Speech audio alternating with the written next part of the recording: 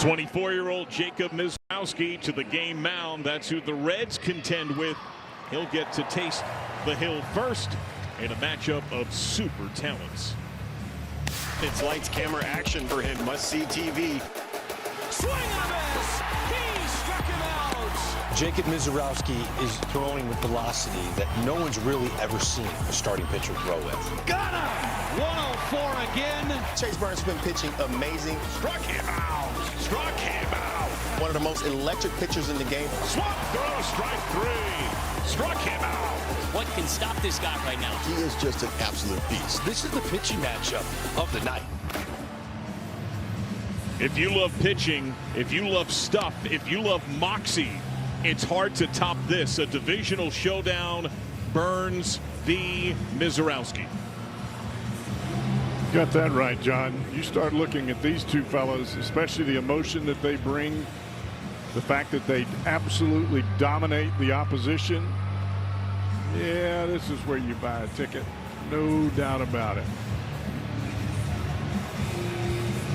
Elite pitching on tap. Mizrowski having a terrific season.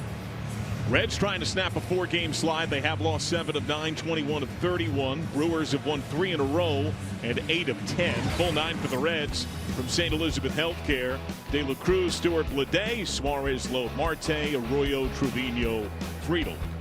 Reds trying to avoid a 4-game sweep. They have never been swept in a 4-game series in the city of Milwaukee versus the Brewers or the Braves. Swing and a miss. You're going to see some swings like that today from both sides of the ledger, but each team is trying to get on that fastball. You can book it. De La Cruz, a strong series, 5 for 13, double and a homer. 0-2 at 103. Well, you know Mizrowski is jacked before he ever takes the mound. They were cheering him as he jogged out to warm up.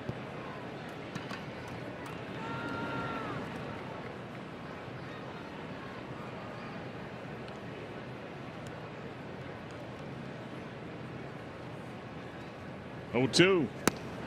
Looking.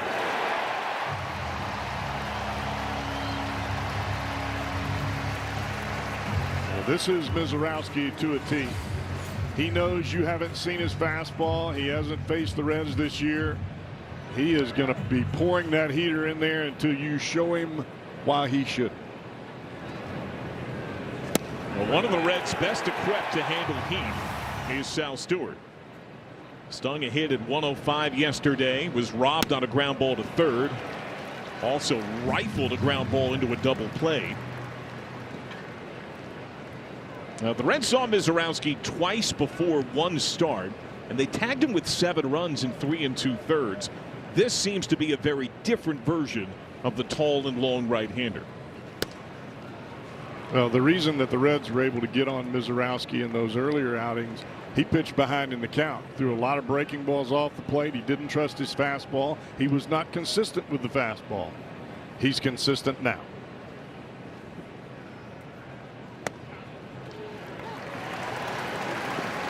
He last pitched Friday against the Cubs, the only Brewer win in that weekend series, 1 run in 6 innings, and he threw a season high 107 pitches.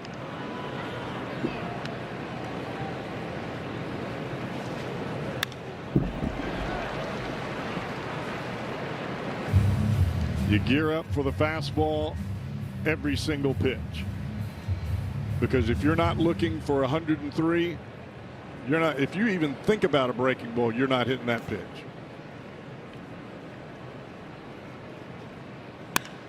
It's driven right center field. That's gone. Stunned disbelief as Stewart goes opposite way in a hurry. His 17th shot of the season.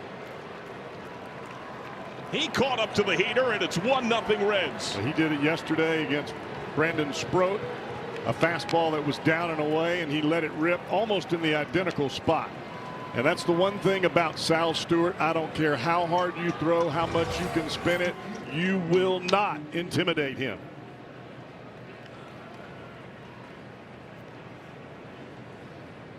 Maybe there's a lesson to be learned there. J.J. Bleday, swing and miss. So Sal now with 3 bombs in 5 games lifetime in this ballpark. Remember, he played only once in the late series last season, and he homered in the only Reds win in that final set.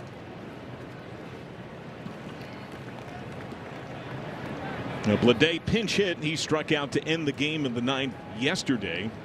He's been in an extended run. He's 4 for his last 41, 15 strikeouts. Walks are up a bit. He's got 9.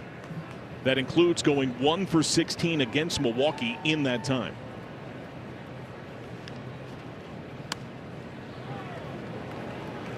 Most teams now, you see how far Bleday is off the plate. That's why he handles the ball in so well.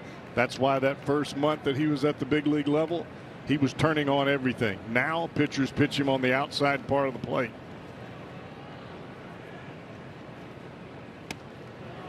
Appeal, no go. Unless your name is Jacob Mizorowski. Well, does that straight right to the face of the Stewart homer change Mizorowski at all in this first inning? He's behind 3-1.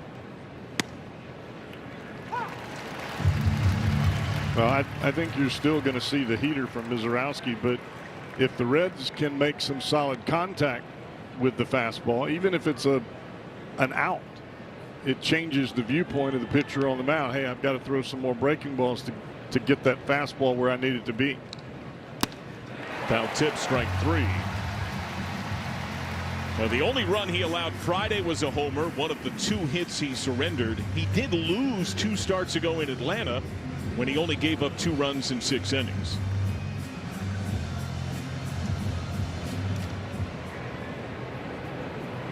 Eugenio Suarez, the DH today. He doubled yesterday.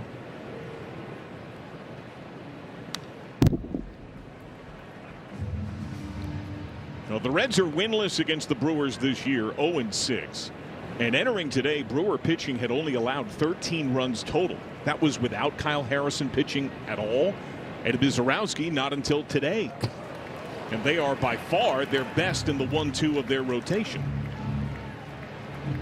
Like I said earlier, that swing by Suarez, you're going to have some ugly swings today, and that's on both sides, whether you're a Brewer or a Red, simply because guys are trying to cheat for the fastball, and they have to cheat for the fastball.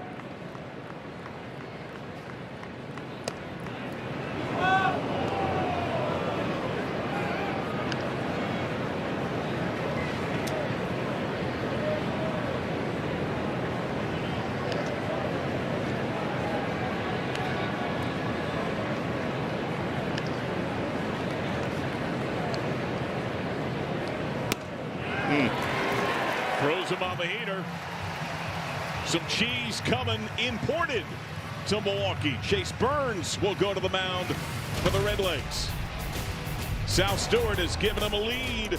Reds ahead, a half inning in.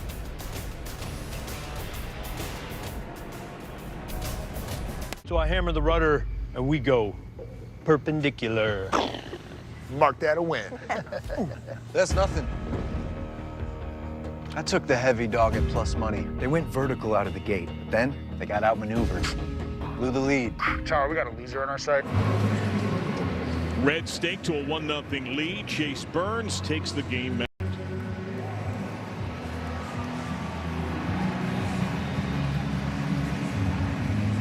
You know, you hear big leaguers all the time say the right thing when they say, well, I'm not really concerned about the opposing pitcher. I'm just worried about the hitters. Let me tell you something. That's garbage. You know who you're facing on the other side, and you want to be the one that they're talking about when the game comes to the end.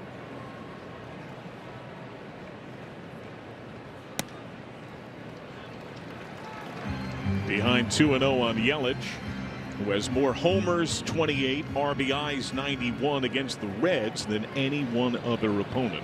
This is one of those ball games as a pitcher you have to be able to control the emotion, the adrenaline. It's a packed house in here. It's going to get loud at times, and you've got to be able to keep yourself under control on the mound. Exhale from Burns. 3-0. Well, the Brewers have stacked their lineup with lefties. Yelich is one of 6 that bat left side against Burns, who has the biggest split in walk rate lefty-righty among starters. Righties, he's only walking at 3% change. Excellent. Lefties, he's walking at nearly 11%, above league average. And this is a Brewer club that we've seen it. They don't chase. Well, like Sal Stewart, this fella Jackson Chourio can catch the fastball.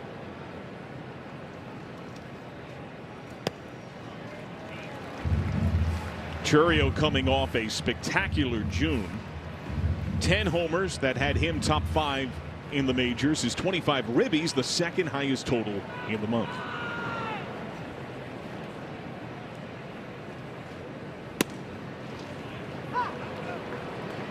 First strike today for Burns. Chourio got aboard 3 times yesterday, base hit, walked twice, and scored a run.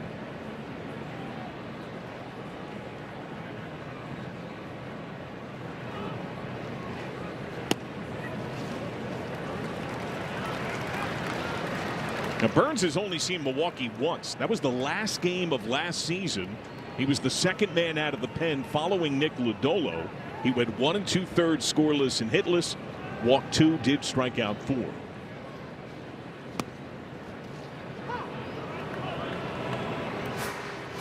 Nice pitch right there for Burns.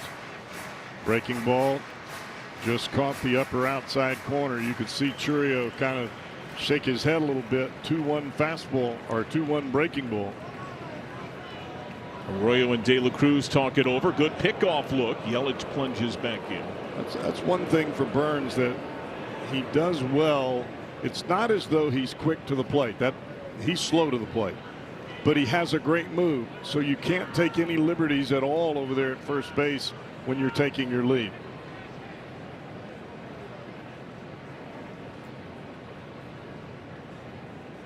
Yelich goes, and the pitch popped up. Nathaniel Lowe in foul ground. Yelich treks back. Lowe leaning, makes the catch.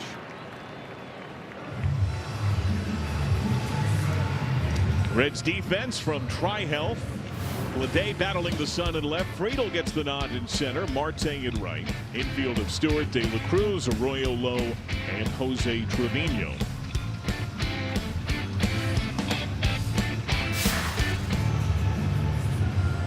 Bryce Terang, who doubled, walked, and scored yesterday. Only James Wood has scored more runs this year in the majors than Terang.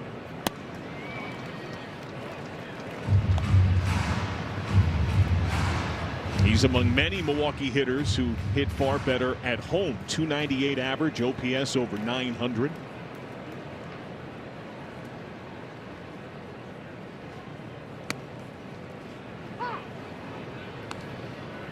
Terang, one of those hitters, not a huge guy, but he has great leverage with the barrel of the bat, and he can just kind of throw that barrel out there and drive the ball towards the Brewer bullpen out there in left center field. Don't see many swings like that. That was a wicked slider from Burns. Well, that comes with what I was talking about earlier with some of the red swings. You're going to see that on the Brewers side as well. When you've got a fastball that you're trying to catch in that upper 90s, you're going to look ugly on some of the breaking balls. Bounces home. Burns last took the mound Saturday in Pittsburgh, gave up 5 runs, tying a season high. Most of the damage on a 3-run homer by Brandon Lau. He struck out 10, tying his career high.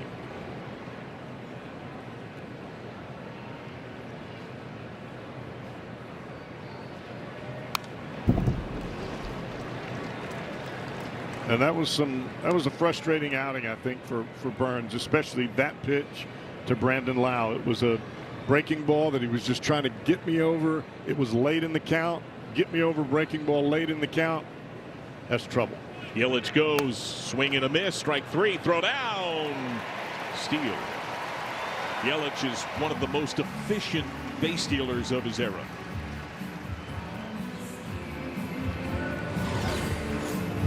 Pretty good heater from Burns.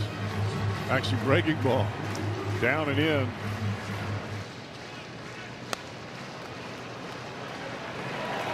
That's a couple of breaking balls in that at bat. Very ugly swings from Terang.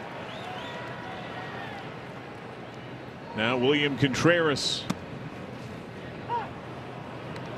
The first pitch strike today for Burns. Contreras, a base hit, a ribby, hit by a pitch yesterday. There are 7 qualified hitters in the National League that are hitting 300 or better. He is the 8th highest average at 296. After the fastball in, you look back at that swing there, you could see Contreras open, almost stepping towards third base, trying to get the barrel to that ball, and he ends up, it's away, and he ends up just lunging for it over the outside corner.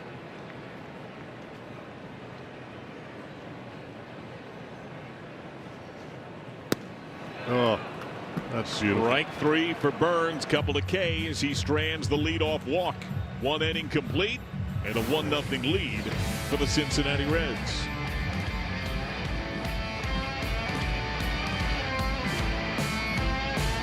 At the home.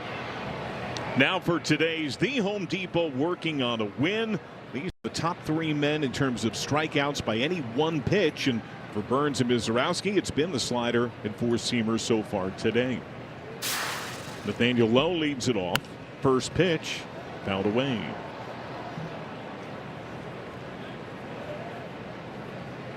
Lowe doubled on Tuesday, went 1 for 4.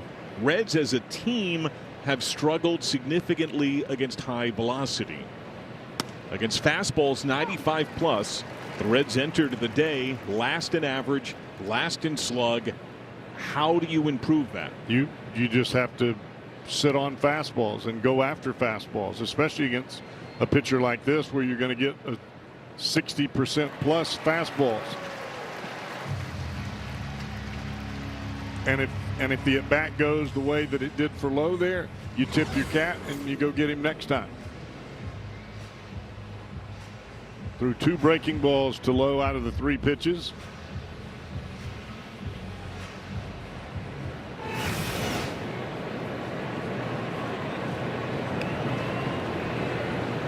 Noelvi Marte, 2-run homer in the second yesterday. So I want to pick your brain on this, Cowboys. Something that jumped to me about these 2 star pitchers, and they're both so good and having such great years. But when you look at the splits for both of them, so Burns has had his issues. We've talked about walks, a lot of 3-ball counts, a lot of pitches to lefties. Mizorowski is oddly dynamite against lefties, hitting 107. Righties aren't good, but relatively way better. Why? I think part of the issue for Mizorowski is when he throws his breaking ball and he misses it or hangs it or it doesn't quite do what he wants it to do against a lefty, he misses up and away. So it never becomes a competitive pitch. It's just a take. To a right-hander, because he's trying to throw that breaking ball down and away, when he misses, it's middle in. It's still got some speed to it, so you're not off stride and you're not off time, and you hit the ball, and you hit the ball with authority. 3-1, grounded to second. Bryce Terang.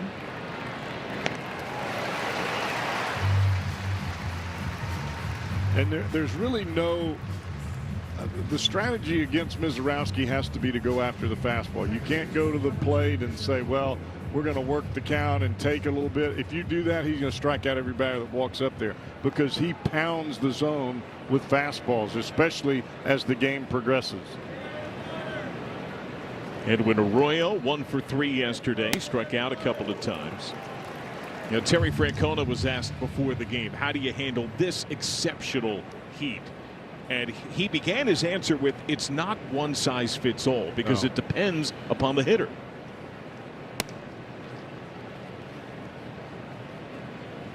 See, that's the hanging breaking ball that I'm talking about to a left-hander.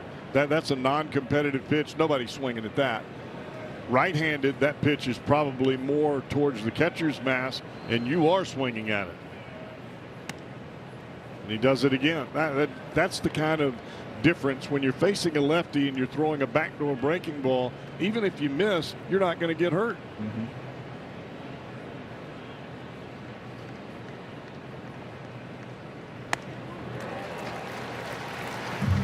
Now, Mizorowski last time out hit 105.5 on a pitch that he says he slipped on.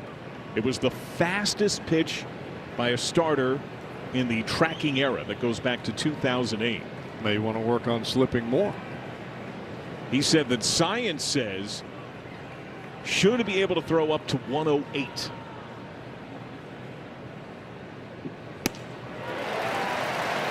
Not sure if he needs it. 1, 2, 3.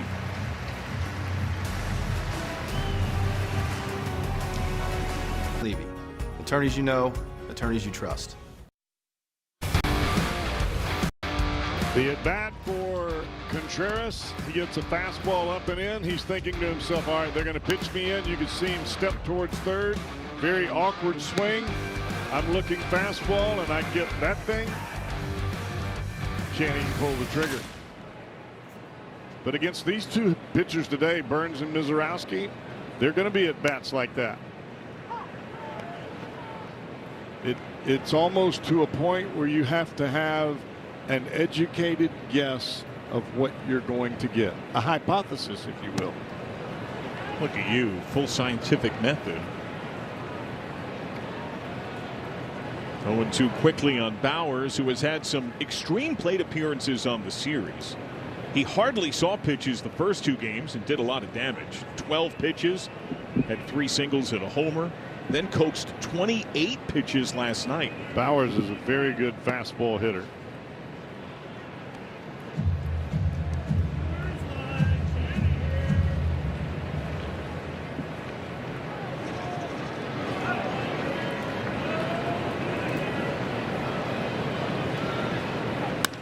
Turned on and lined into the glove of Nathaniel Lowe.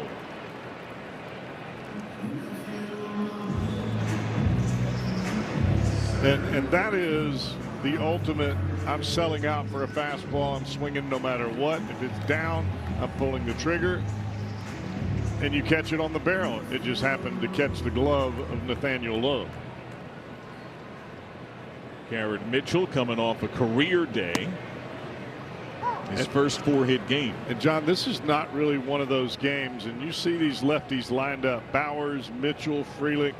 This is kind of the strategy for Pat Murphy.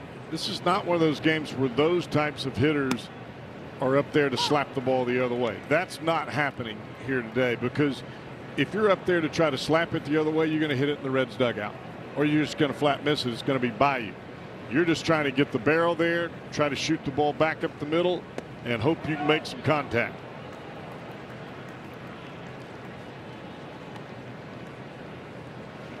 Burns, who delivered a first pitch ball to the first 3 men he saw, has gone 0-2 to the last 3 men he has opposed.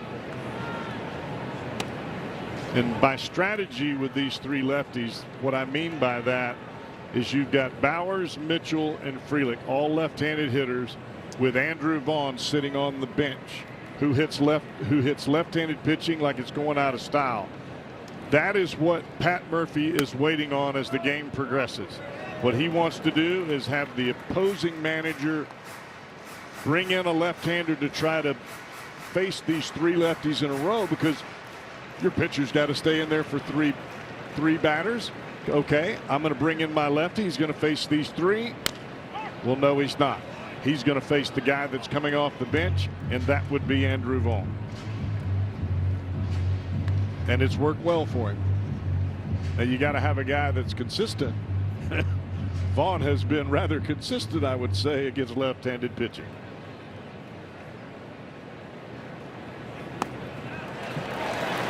Mitchell works a walk. Well, no hits surrendered by Burns yet. His second free pass. 1-out runner for Sal Frelick. Frelick hits in 6 straight. He does far better against righties, 275, than he does lefties. He's very hard to strike out. Stewart shallow at third. Well, Mitchell can run. He will run.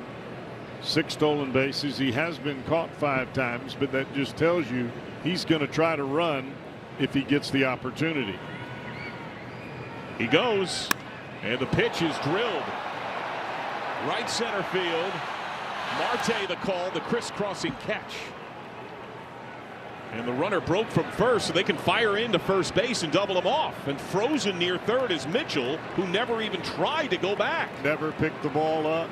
He was breaking on the pitch. He was running. Never saw it. Never picked up the third base coach.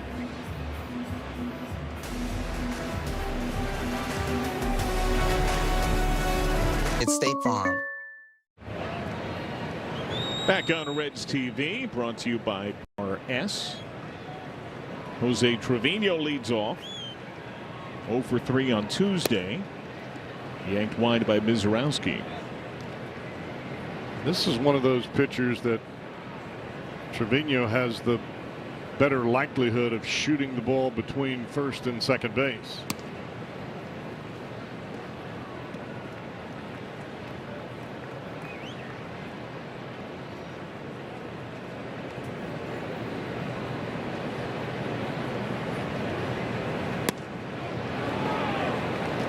ABS powered by T-Mobile.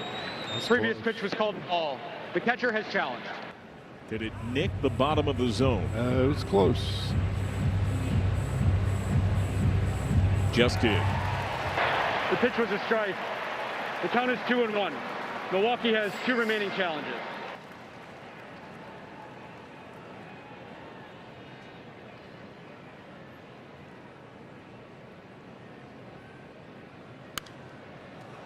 Popped up. Contreras. No play.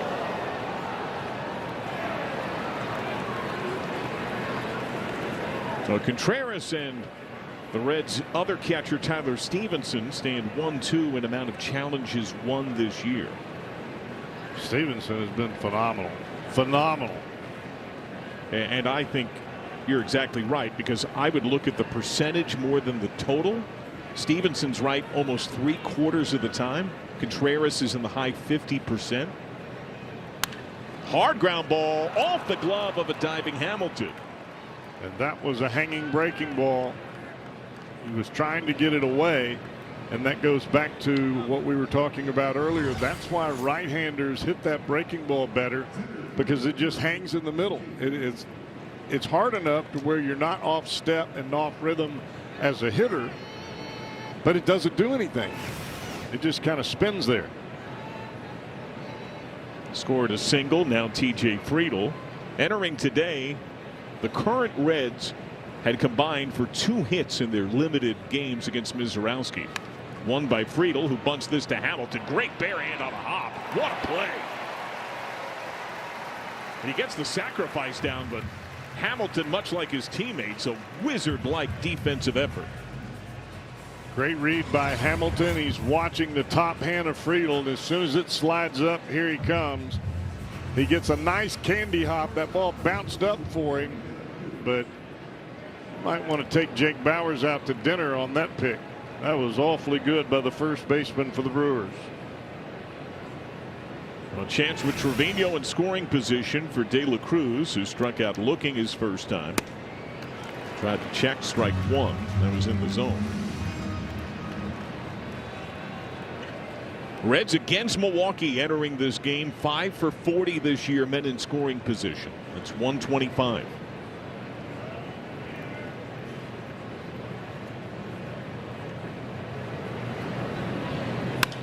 De La Cruz opposite gap. Churio makes the catch. 2 down.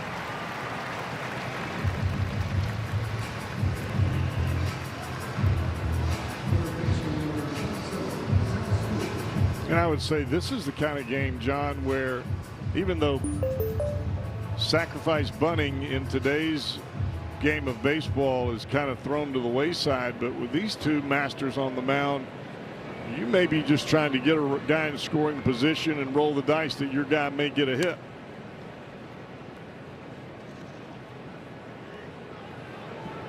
Now, Mizorowski doesn't back down from any hitter, but Stewart's been pretty locked in for a couple of weeks. Even his outs have often been hit hard. He is homered today.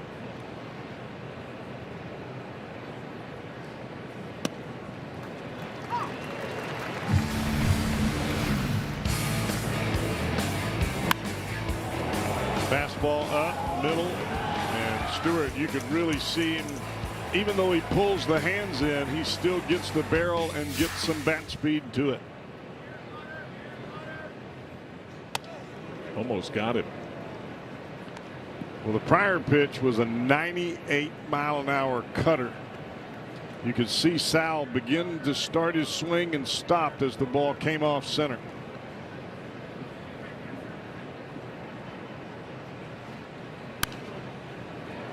Another one.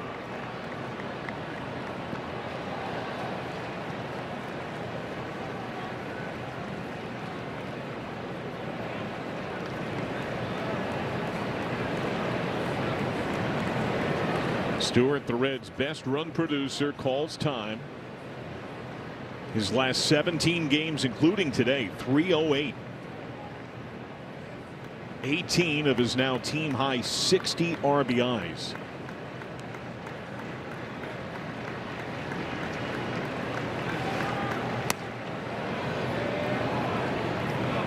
And most recently, we have seen a return to the opposite way hard contact that Stewart showed a lot in the first month plus. Well, Mizorowski tried to really get on that fastball because Stewart hit the fastball out 103 and he pulled it off the plate. Check swing. Did he go? Call to the plate without appeal. Strike 3. Oh, it's Stewart. Can't believe it. Why didn't you ask for appeal? Got run up by Dan Burzell. That's end of inning. Did he or didn't he?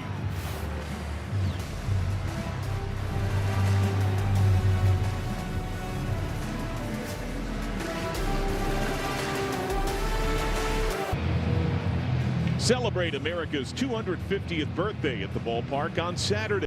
Fans in attendance receive a USA Cowboy hat thanks to Network for Hope while supplies last. Grab your seats now, Reds.com/tickets. Final game of this series and road trip. I think it's fun, John, when you look around the ballparks, whether it be Wrigley, whether it be here in Milwaukee. Reds folks travel. They come. You see a lot of Reds jerseys and a lot of Reds fans here in this ballpark, as you do in Chicago.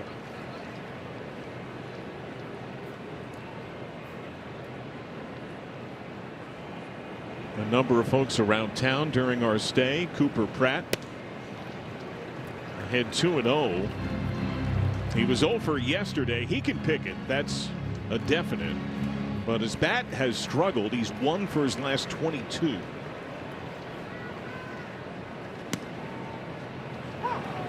Upstairs strike.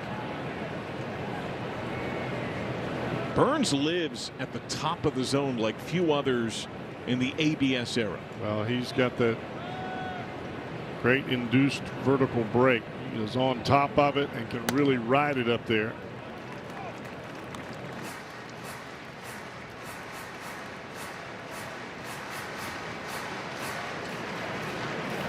It's a fastball that's right at the middle of the catcher's mask, and for the most part, he can dot that pitch. Lifted to right, Marte. Long fly ball out.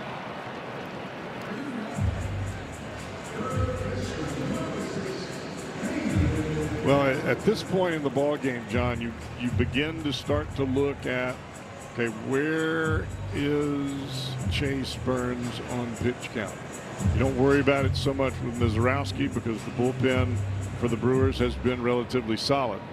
But sooner or later, you got to go to the Reds bullpen.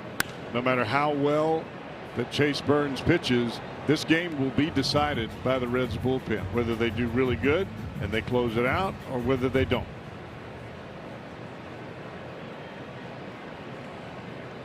David Hamilton. And we told you earlier, this is only the second career outing for Burns against the Brewers. Hamilton entered the game and still has the only base hit by a current Brewer lifetime against Burns.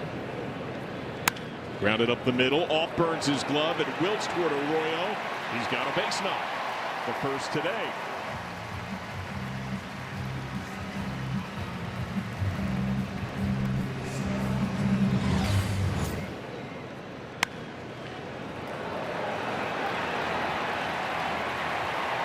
A lot of times you see a pitcher do that and you think, oh, well, if he hadn't hit it, it was a dead out at second.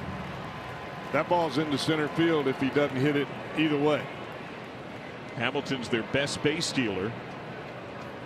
Yelich's first pitch, deep left field. Bleday staggered stride against the wall, and he lost the ball. Runner breaks back to first. Tag second, tag second, tag second. Was that cleanly caught, or did he just get caught in the wall? I thought he caught the ball, and then it looked like his leg got a little bit tied up in that fence.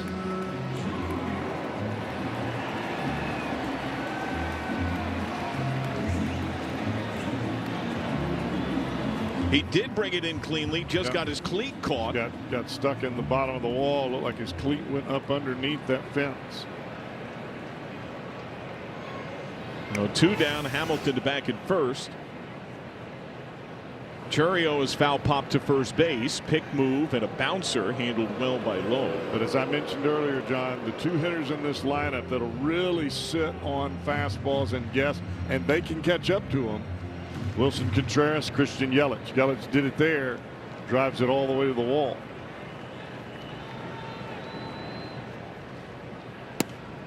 In there for a strike. William Contreras. Wilson is the one with the temper.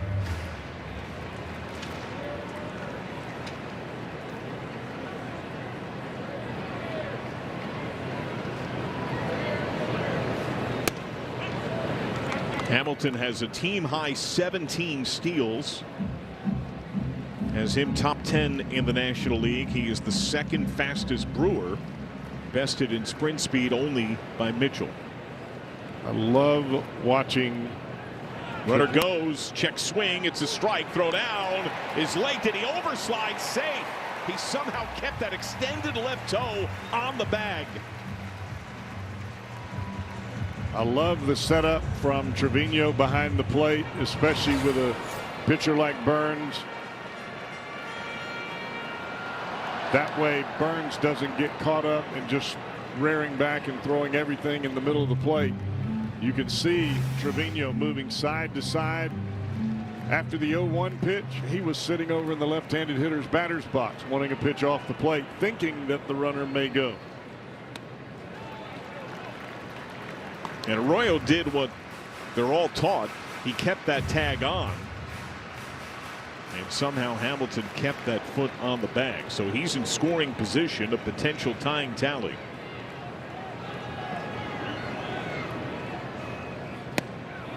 Chases the slider. Beautiful. Snapping from Burns. Now Burns works around the first base hit. He's yielded. This game so far has lived up to the billing, and the Reds have the lead in this dynamic duel. Retail bonus cash. Let's see ya at Jake Sweeney Kia. Right over top, American Family Field, Reds TV, presented by Bar S. Offense slight. Almost feels like a roller coaster. J.J. Bleday leads it off. He struck out on a payoff his first time. Bunt try. Pretty good one. Hamilton bare hand. Lost at first base. He's safe. These are the things that you have to do to beat a great pitcher. Third baseman's playing back. You get the bunt down. Great effort by Hamilton. He got on that like a cat. Fielded it bare hand. A rocket throw across the diamond.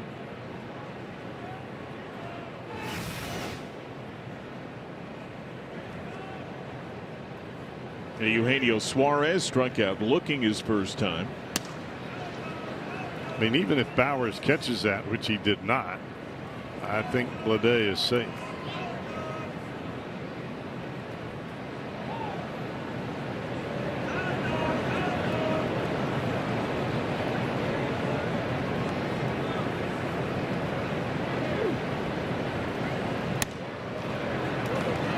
Teams don't run on a Mizorowski much at all. In his short 2-year career, there have only been 3 attempts, 1 man caught. This year the league is 1 for 1 trying to steal. You also have a catcher behind the plate that can get rid of it in a hurry and very accurately at second. That's where Contreras has shined. He's been a tremendous add for a Brewer ball club that is built on pitching, defense, and team offense. So you have to do one or the other as a catcher. You either, or as a group, the pitcher catcher tandem. Either the pitcher has to be quick to the plate and you give the catcher some time. If your catcher doesn't throw really well to second base or is not quick in that manner, or you got to have a catcher that's just out of sight as far as getting it and throwing it to second base. But there are only so many JT Realmutos out there.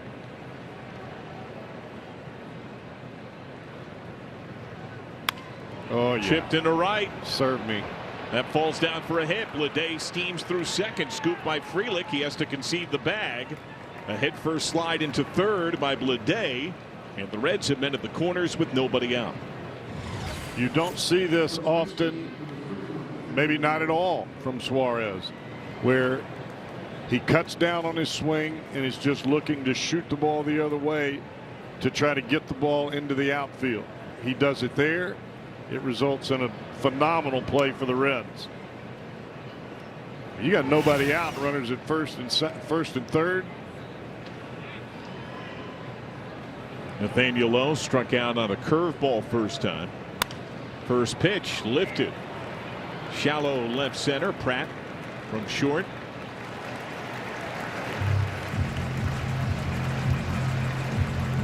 Lowe trying to get the ball in the air. He did do that. He just didn't get enough bat on it to get it with any distance. These two just electric in the big spots. By the way, official ruling on Bleday's reach, it is an E3. What? They must have had video that said he would have been out if it was caught. Oh, I didn't think so. That's what I have to assume. Noelvi Marte is grounded out to second.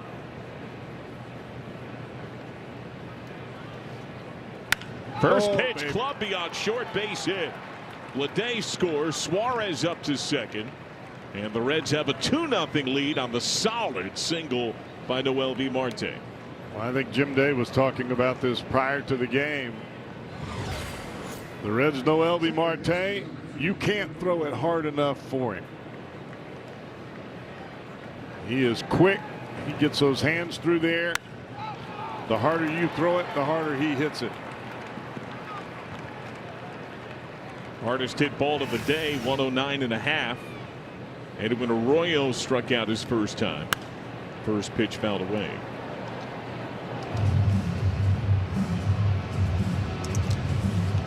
But the Reds with a very Brewerish inning here against Mizorowski. The good bunt that was ruled reach on error. The opposite way soft single. And then take a good rip and hit it where they're not to get in a run.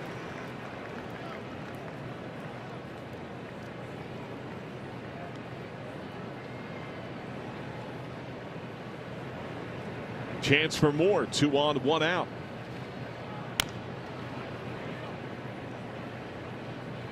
Well, not only are you applying a bit of pressure to the defense, but you're putting some pressure on Mizorowski to have to work. The harder that he works, more pitches he throws, the more fatigue that sets in.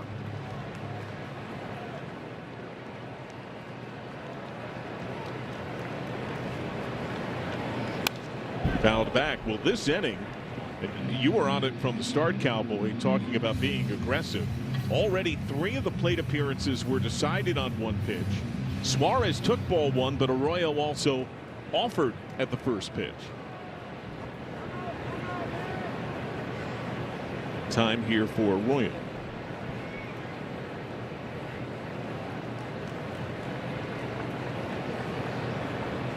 Chris Hook's pitching staff has been excellent, championed by Mizorowski.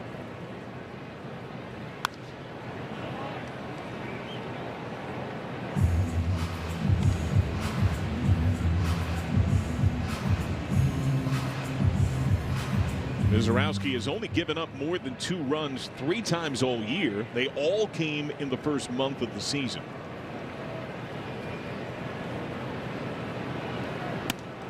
Struck him out.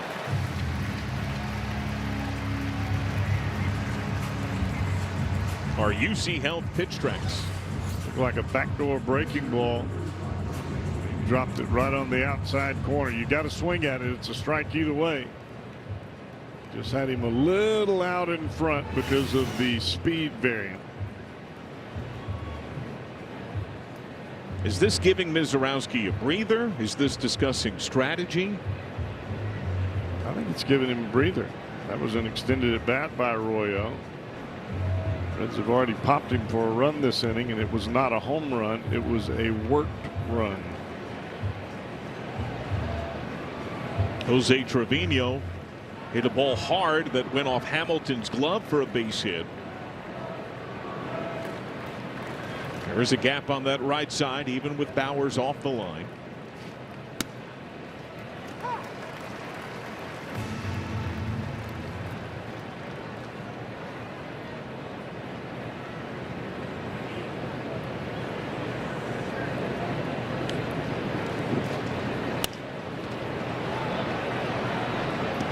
The Reds are up there swinging. They know what's coming, and they're trying to meet it. That's what they should be doing.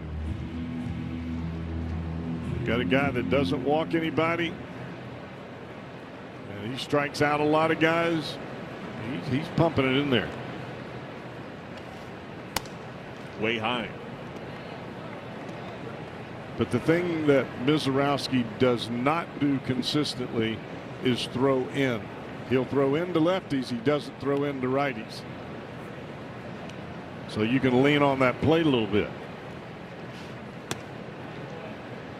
A couple of erratic misses. Mizorowski did have a season high 2 wild pitches in front of a full crowd against the Cubs Friday night. And he walked 4 in that ball game. You wonder if fatigue for him as well. It was 100 in career, not a career high, but season high. Appeal, no go. And you can see the Reds are having a better time laying off some of those breaking balls. Not all of them, but some of them. And part of that is being able to creep over that inside corner with those eyes a little bit and look for that ball away.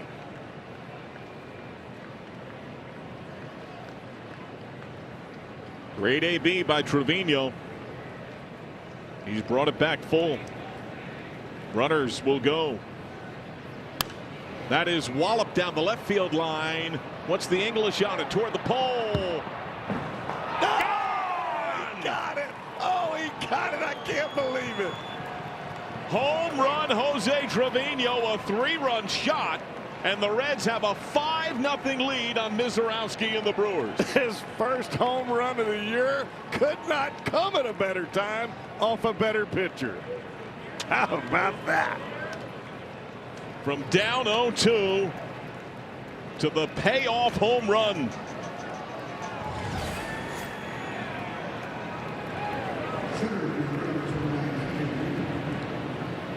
Oh my, that is beautiful. Stunned silence in Milwaukee. Strike 1 on Friedel, who has his sacrifice.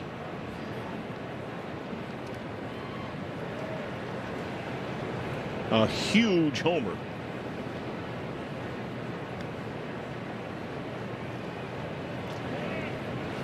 Check swing. Strike at the plate.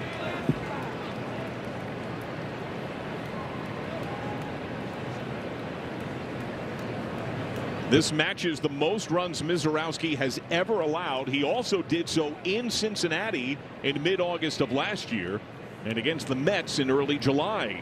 Actually 1 year ago exactly today. Looking.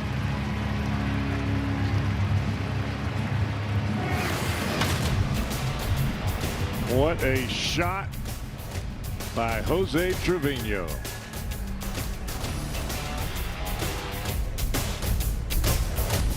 Ray St. Clair Roofing.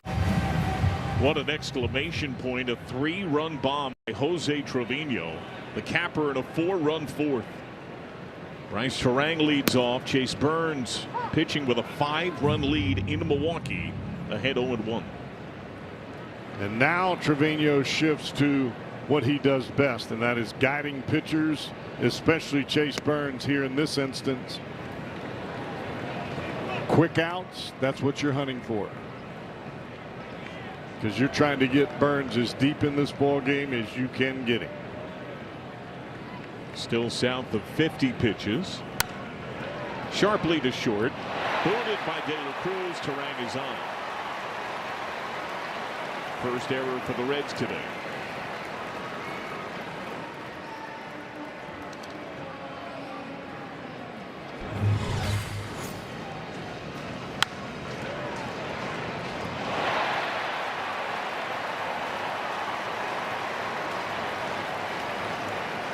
You can see Ellie, as the ball's hit, he never changes position. He never comes to get the ball. Where he was when the ball was hit is where he was when he tried to field it. That tells you the ball played him rather than him playing the baseball.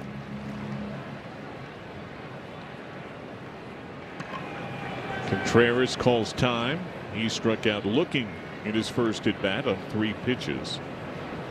You got to field through the baseball. If you wait on it, it will wear you out.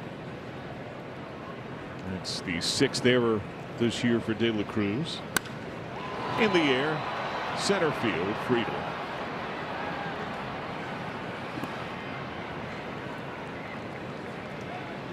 Brief word now from UDF. Every summer, we make peach ice cream with big chunks of peaches at our dairy. And every summer, it's gone, just like that. So grab some peach before the summer's over. Well, if the Reds win this ball game, you're going to have to peach me.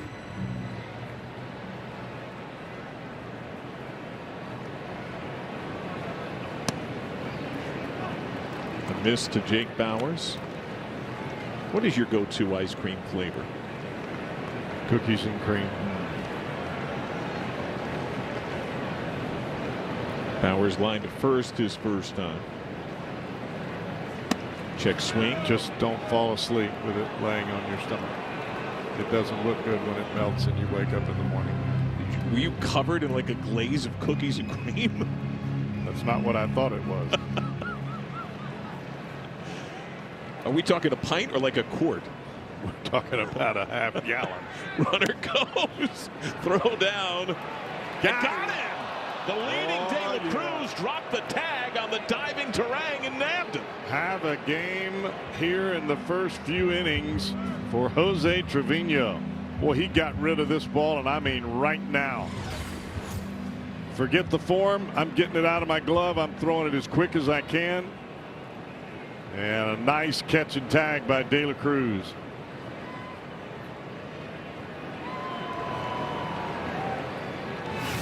That erases the error. Bauers check swing, called strike at the plate. When Chase Burns pitches, it often means the Reds win. His first 16 starts, the team 12-4 entering today.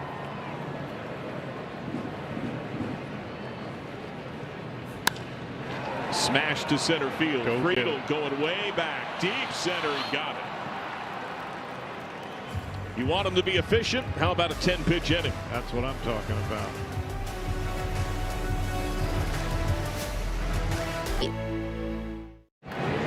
Our Barres storylines, very different performances for the pitchers.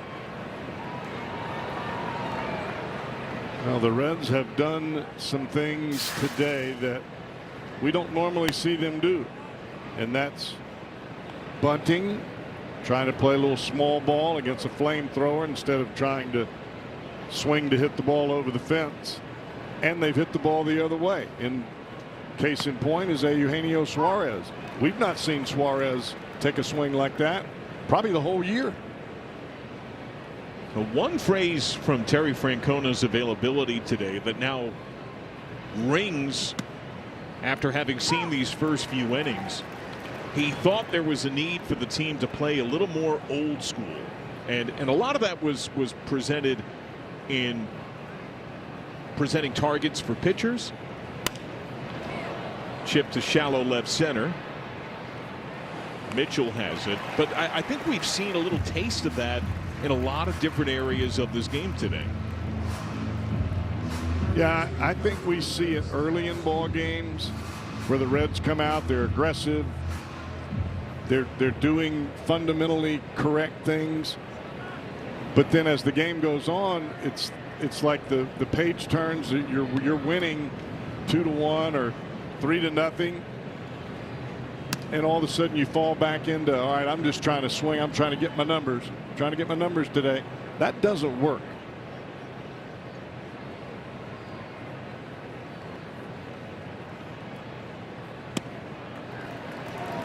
Those numbers will come with wins. Everybody gets paid when you win. You win big, everybody gets paid.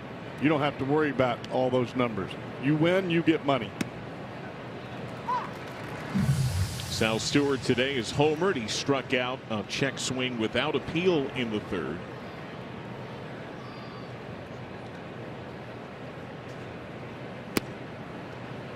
I feel like in just the last few weeks we have seen a lot more check swing strikes without appeal called at the plate. It feels way higher in the last few weeks than any stretch I could recall. And I don't know if it's related, but it seems like in the offing they're testing it at AAA is an electronic system to determine appeals for that. And I like that system. I think it looks good because you've got an overhead view of where that barrel is, and you can't fool anybody by the way that you pull it back or the way that you act or sliding the bat back behind your back. And I'm assuming, I don't know what the rule is at AAA where they have that technology. Are you allowed to ask for an umpire appeal, or does it have to be a ceiling number of appeals electronically like ABS and that's it? Yeah, I don't know that either. Count goes full here on Stewart, just as it did his last time. Mizorowski's still throwing the ball awfully hard. That last pitch at 103.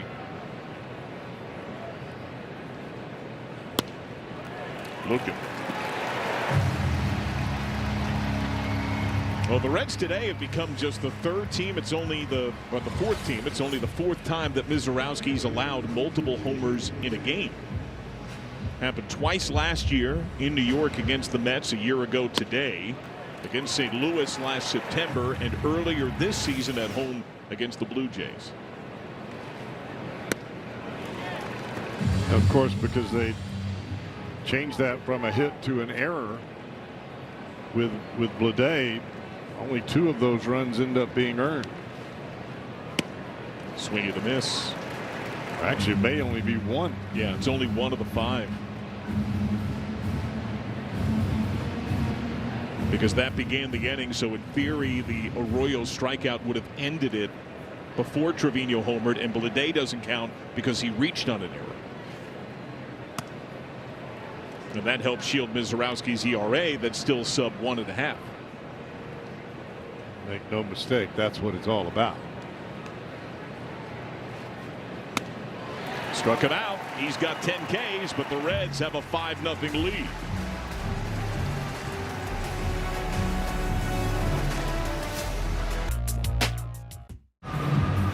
Chase Burns has often been a streak stopper for the Reds. Entering today when the Reds were trying to snap a slide of 2 games or more. Last 5 times he's been on the mound in that spot. He's 3-0. The team's 5-0. A 1.19. Just dominant and giving some innings. Yeah, I think there's some heavy responsibility that goes with that. But that fella right there, he can carry a piano. And you saw that contrast, the win percentage with and without Burns. I mean, they're 12-4 on the year with Burns. They're 27-42 without him.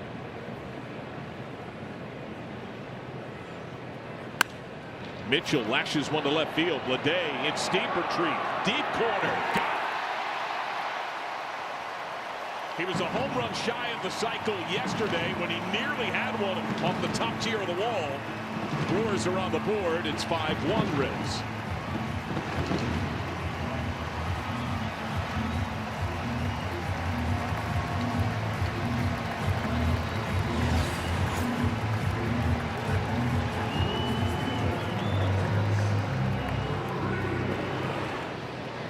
Mitchell doesn't pull many balls. We've seen him rattle that left center field wall.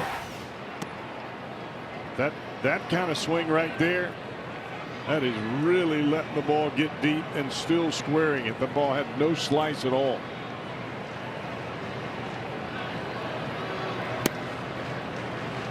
Well, Mitchell has seen his career marred by injury. This is his first true season. He had a little under 450 plate appearances in his first 4 years combined. A knee issue, an oblique strain, a broken hand and finger, and his left shoulder that has been surgically repaired multiple times. It's a great swing. Head doesn't even move. Chin's down. Bounce softly to second. Arroyo. Frelick retired. Brief word now from Big Sandy Superstore. You'll find the best selection of the top brands at the guaranteed lowest price. Big Sandy Superstore in Fairfield and the Kenwood Shopping Center. There is a right-hander throwing down to the Brewer bullpen. Like Grant Anderson. Yeah. Strike one to Cooper Pratt, who is flied to right. So Anderson warms. All-star break is in the near offing. Reds will be at home starting tomorrow through the break. Brewers will be on the road starting tomorrow through the break. This is about the longest homestand the Reds have had here in the first half. Orioles come to town tomorrow.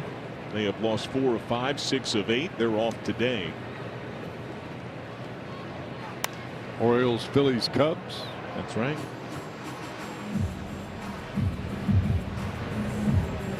And I'll be away for the Cubs series. It'll be the lone set I miss. Tommy Thrall will do a great job. You'll be with Jim Day on the radio that series. Tommy always does a great job. He does. Driven to right.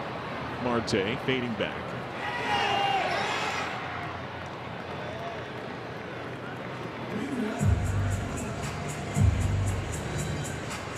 So after the homer, consecutive Brewers retired. Now Hamilton, who had the first base hit off Burns, a comebacker that bounced off Burns's glove. Well, that's the thing about Burns that you have to admire, especially for a young pitcher.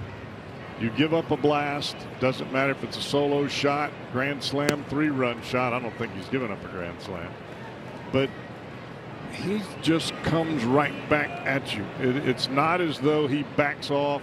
It's just kind of water off a duck's back. And if anything, it locks him in even more. He is intensely competitive. Consecutive off-speed pitches. Hamilton down 0-2.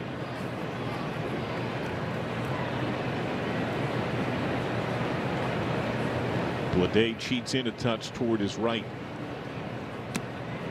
Well, what Burns has, you can't teach. And I'm not talking about curveball, the fastball, none of that. I'm talking about the heart and the belly. He came with that, and that is paramount in my opinion. How many times have we seen a young pitcher come to the big leagues? Heck, a veteran pitcher come to the big leagues. They back away from a team like the Brewers. Not this kid.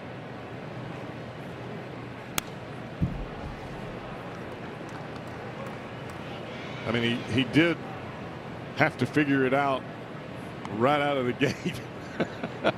I mean, he's facing the Yankees. I mean, you got to go get it. Let's see what you got. Well, he came on with it. Looking with Chase Burns. It's all raw. It's all real. He lets you in. You see how he feels. Cincinnati Reds baseball is presented by Jake Sweeney Kia. Drive smart, spend less. And by Bet365, where winning is everything.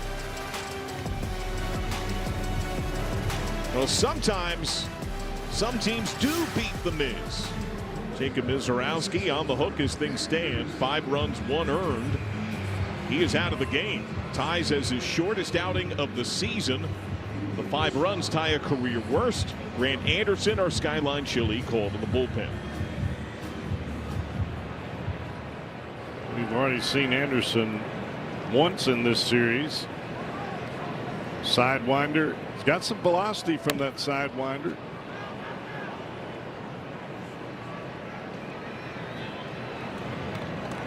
He pitched the 9th inning 2 nights ago, worked around a Nathaniel Lowe 2-out double, struck out a couple of men. That includes a strikeout looking of Suarez, who has singled, scored, and struck out today. They guard the line at third with Hamilton. Check swing, appeal, he win. That's the pitch that normally gets you if you're right-handed. He tries to sink that fastball. You're trying to get the barrel inside, and then he throws you that breaking ball. It starts in the middle of the plate. You commit. Can't stop. There it is again. 1 away. Our Champion Windows pitch tracks. See where that ball starts. It's starting over that inside line, over the inside corner. That's where Suarez sees it. And then it just takes a left turn, and dramatically taking the left turn.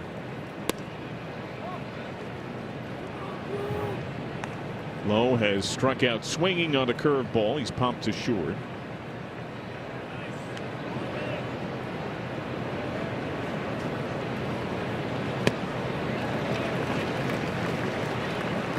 That was a sweeper that didn't sweep. It just kind of spun out there. I think Lowe was expecting that ball to come back towards him, and it did not.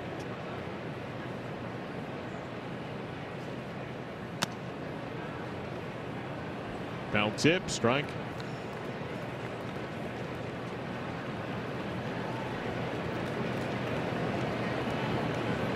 Lowe doubled on a 2-strike pitch against him on Tuesday. That was sent to right field.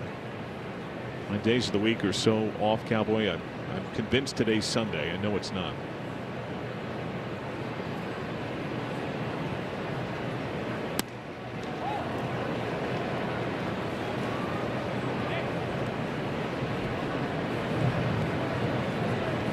That's what happens when you get out on the road after those first couple of ball games. It just feels like you're in Never Never Land. Struck him out.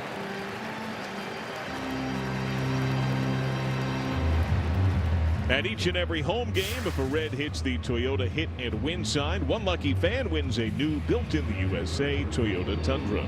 Register for the Tundra Home Run Challenge, your chance at any Cincinnati, Northern Kentucky Toyota dealer. You know, I always thought that Ellie had a chance to hit that thing, and it just hasn't happened yet. Not yet. Yet. Well, LB Marte's got a shot at that too.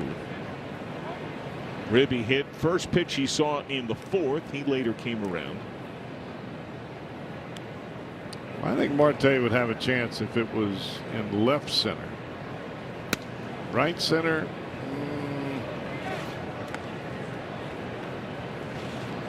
He does have his body positioned a little differently to help him see the ball better and longer. A little more open.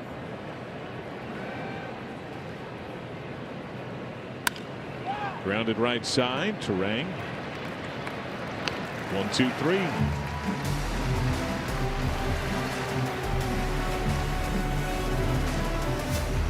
Close you down.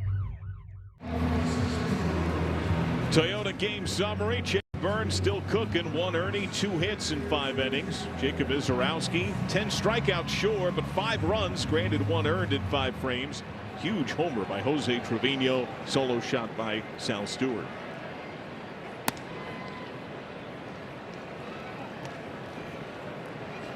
Now this starts 3rd time through for Burns. Yelich has walked. He is flied out.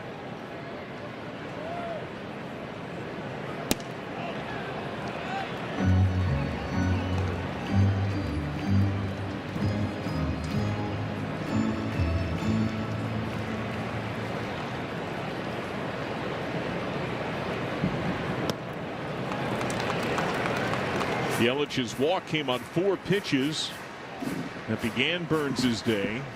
His flyout came on the only pitch he saw in the 3rd.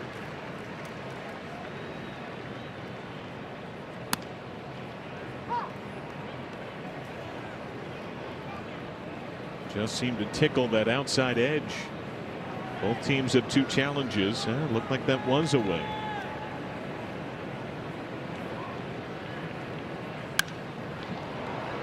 Sky to left, Bleday.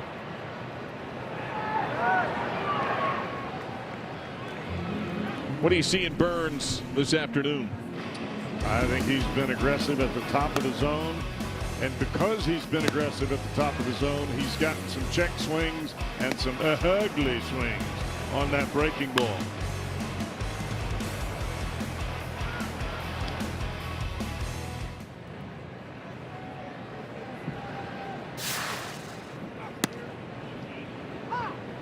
Gets ahead on Churio, who has foul popped to first and struck out.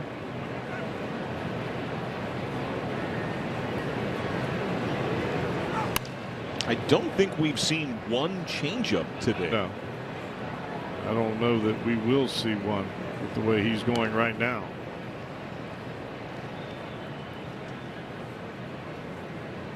There aren't many men that can start, that can go multiple times through a lineup as well as Burns does beyond today on 2 pitches. Bounced into center field.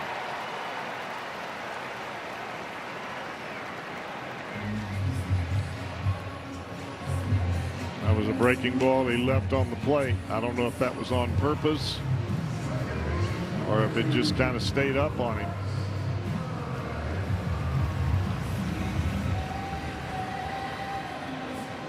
But that's the pitch that's caused him some trouble against left-handed hitters. That breaking ball that stays up a little bit, just kind of drifts over the plate.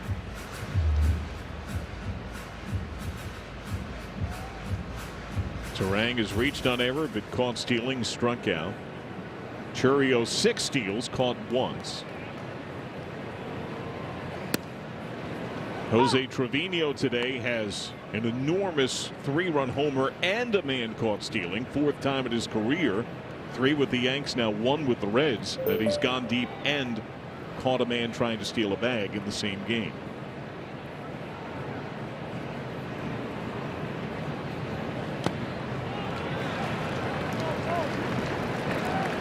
Well, Burns at this point, Cowboy, has only allowed 3 hits and just 1 to any one of the top 5 Brewers batters. That Churio single was the first in 11 at bats by their top 5.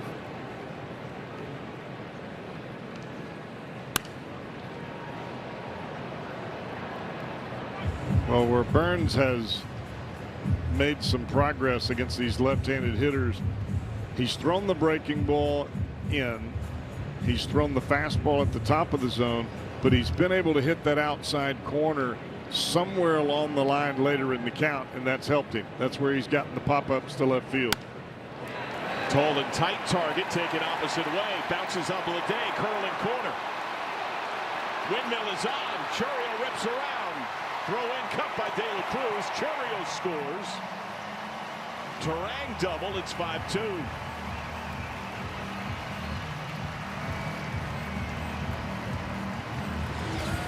Flat bat, inside out swing on a fastball in the middle. But this is not being late. This is purposefully getting inside the ball and shooting it the other way. That's exactly what Pat Murphy spoke about earlier this series. Well, after the Cubs series, he was driving it home, especially to his left-handed bunch.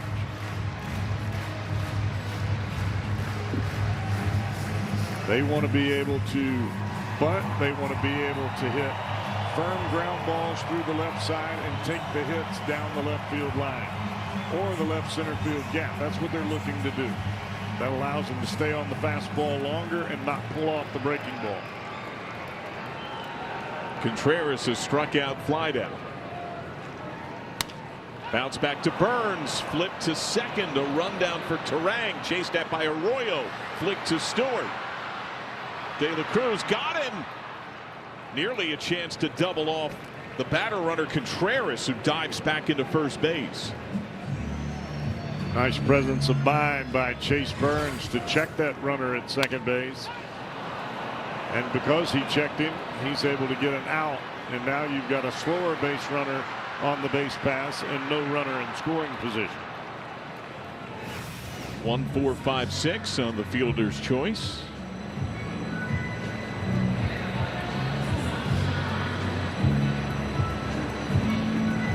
No, 2 down. Among the outs today, arguably the loudest have been delivered by Jake Bauers, who has smoked a line drive out to first and drilled one to deep center.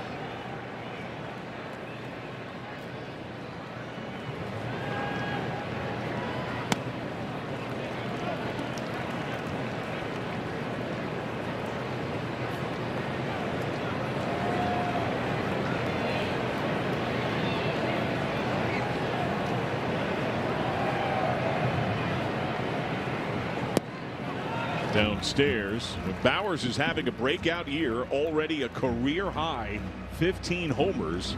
He had never gone deep more than 12 times in the season, and it's still early July. Best year of his life. Strike one.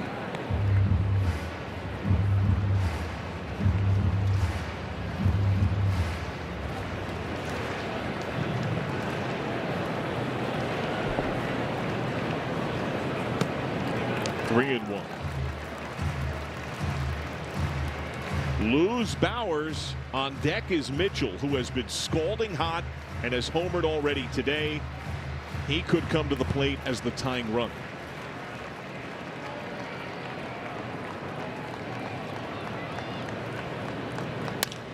Softly sent to second. Arroyo thought about second, flicked to first.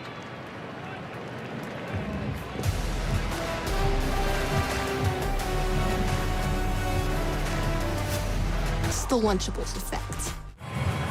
El Canuck injury report. Dane Myers talked to him before the game. Still very sore in a few areas, the ribs, but his AC joint in his shoulder took the worst of it. He's waiting for the swelling to go down. There's still swelling in there. Asked about a possible timetable if he could come off the IL after just 10 days. Kind of shook his head, did no. Could be a possible cortisone shot in there, but all things considered, he feels like he's lucky.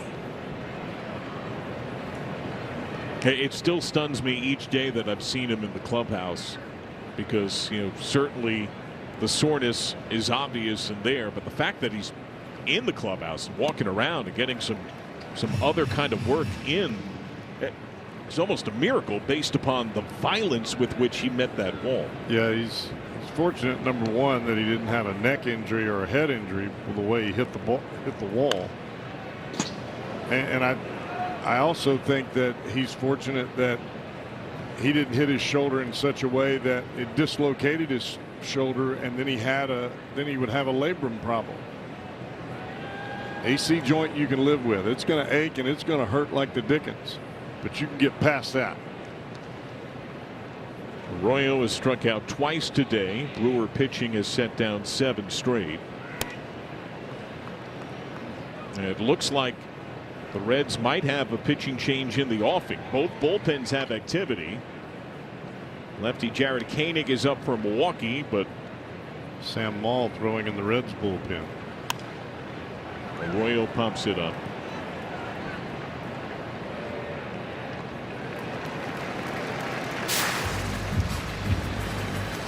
This is while we were away between innings. Teammates coming over, shaking his hand.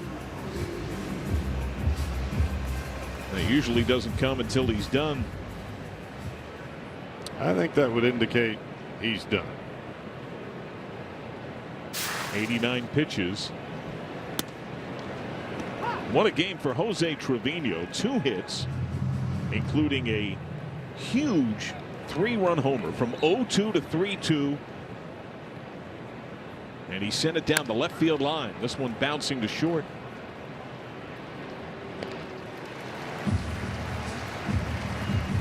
And I love the fact that he hit the 3-run home run. I think that's a difference maker in this ball game. But make no mistake about it, the part that goes unnoticed is how well he called the game and handled the game with Burns on the mound. Because if Burns gets out of sorts or is not able to command against this Brewer lineup, it's a whole different category. By the way, Jim, you were talking about some of the injuries. What's the latest on Graham Ashcraft? Ashcraft, John, on Tuesday had some imaging done, and he got really good news. So good. That ball's hit. Friedel to deep right center. Gone! Third of the year for Friedel, his first on his return from AAA. An add-on run to make it slam range, and it's 6-2 Reds. Boy, good for him. First hit back is a bomb. It just sounds different when you hit the ball on the barrel, and Friedel hits it right on the barrel here. That ball had some carry, and I think TJ knew it when he tagged it. Good for him.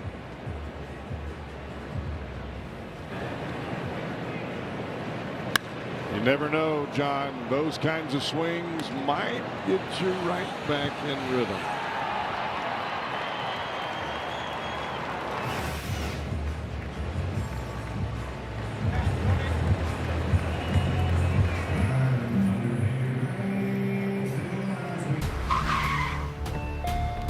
Visit MLBshop.com/Reds, the official source for Cincinnati Reds gear.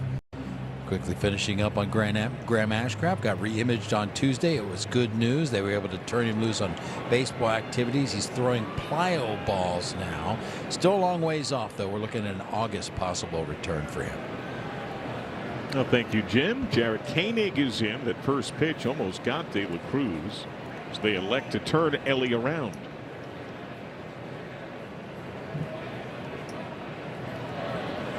A little surprising they had Koenig up and still had Anderson face Friedel. And that one is walloped by De La Cruz, a far more balanced right-handed hitter. At what point are teams going to stop doing that? I mean, I think if you're the Reds, you welcome it because he's shown great balance and ability right-handed. Well, the numbers overall would suggest you bring in a left-hander to face De La Cruz and switch him around to the right side. You look back into last year, heck, that's all we saw. But as long as teams do that and they keep looking at the overall computer numbers rather than the short sample of 2026, well, that bodes well for the Reds. That ball was hit at 116. He has nearly as many homers and less than half as many at bats batting right-handed, and the average jumps from 255 to 320 batting right-handed. ABS powered by T-Mobile.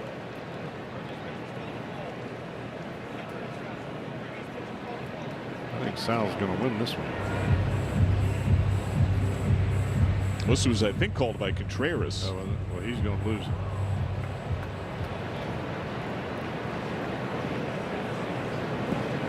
Now the Brewers down a challenge.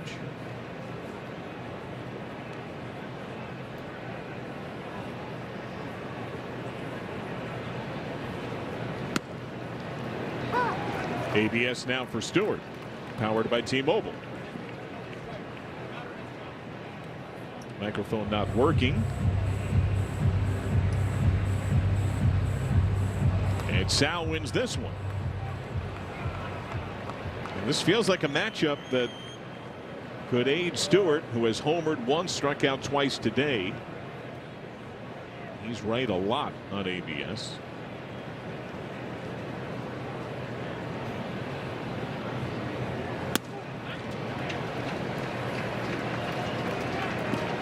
His home run got the Reds on the board. 2 batters in. StatCast 3D, Google Cloud. That ball was tagged. He turned on a Mizorowski pitch that was over 102. It was the fastest pitch from a starter hit for a homer since they started tracking it. Well, and the key there is Sal was probably just trying to shoot the ball in the middle of the field and hit it solidly. He catches it and drives it out of right center field, very similar to what we saw in game 1 of this series. Hamilton playing incredibly deep and near the chalk at third base. Payoff. Way in as De La Cruz took off. That's ball 4.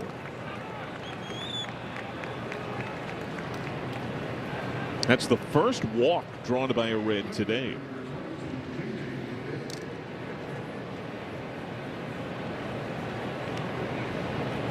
And J.J. Bleday, who has reached on error and scored, he's 0 for 3, couple of strikeouts. Actually, that was game 2 of this series, not game 1. I was looking back at my scorebook. I wasn't here in game 1. You were getting your hardware out in North Carolina. Flying all over God's creation. And once you get to this stage of the season, July is here. The hot days arrive. Everything bleeds a little bit. This is the fun time to pitch, though, John, because you have no time getting loose. You don't have to waste a whole lot of time warming up in the bullpen, especially when the sun is shining on your bullpen. You pretty much move your arm in a couple of circles and you're good to go.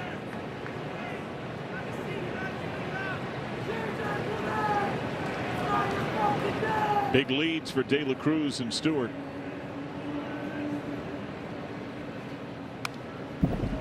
You know, the Reds do have a 4-run lead with 3 Brewer at bats left. I would still like to see maybe a little add-on. Feel better about it.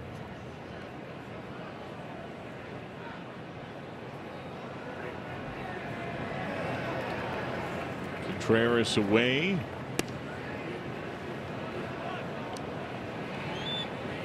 Well, we did see Bleday earlier in the series. That was in game 1. Got aboard twice against lefties. Both had a walk and a base hit against starter Robert Gasser.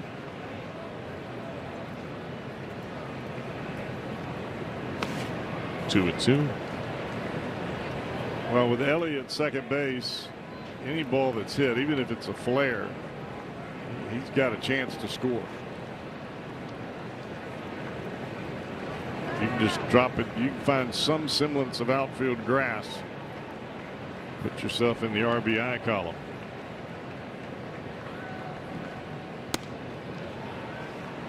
Full count.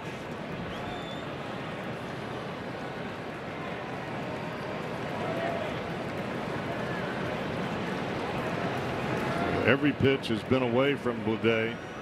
Maybe he'll try to sneak one over the inside corner and Bleday will hammer it. Runners go. Up and in. Ball 4. Bases loaded. He did come in. He just missed.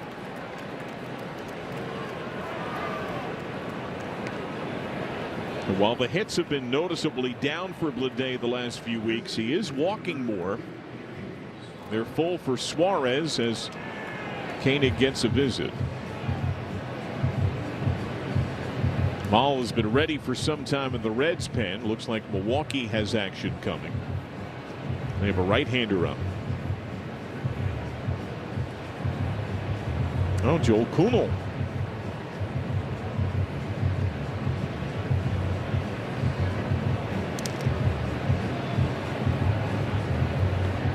Now Suarez today, the soft hit the other way, later scored. He had the first official hit for the Reds in that 4-run 4th inning.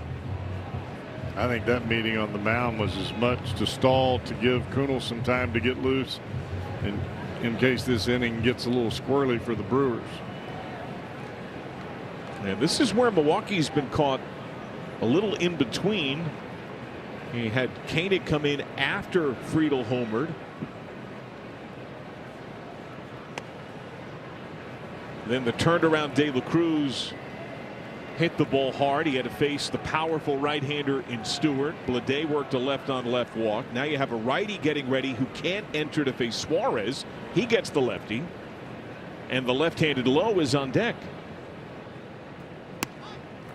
Normally, Pat Murphy and Milwaukee are masters of matchups. This is a rare inning.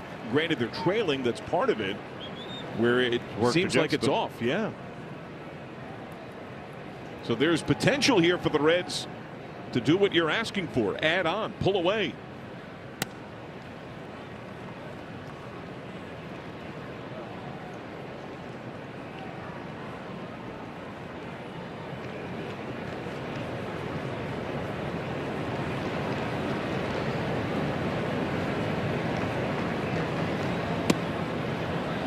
ABS powered by T-Mobile. I think that might have caught the bottom. That's going to be close.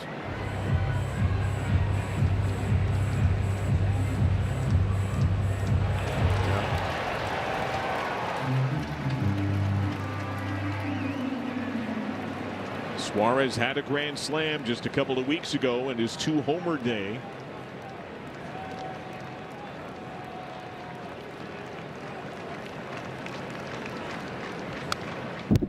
Came against the Mets when he drove in a career-high 6 runs.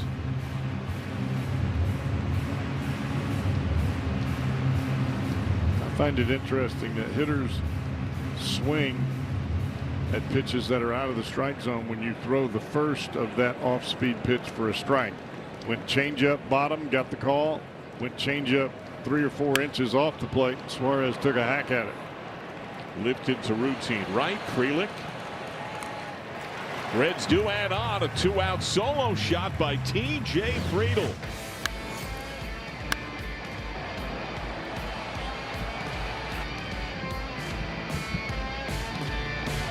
Telecast is presented by authority of the Cincinnati Reds and may not be reproduced or retransmitted in any form.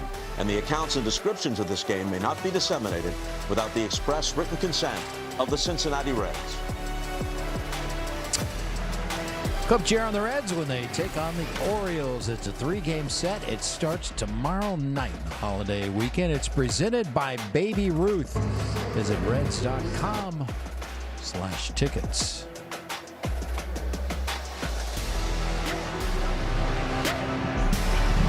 Sam Ball on the mound for the Reds, 6-2. Reds lead bottom of 7, trying to get out of town with a W.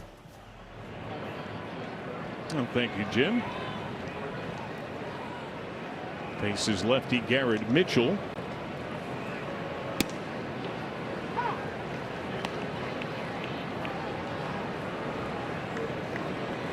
Defensive change. Matt McLean looks like straight switch for Arroyo. Enters at second base.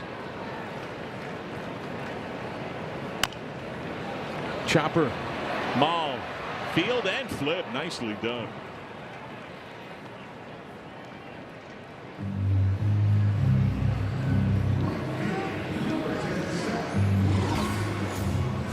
All you're trying to do is tell yourself, if you're Sam Maul, I need 3 outs.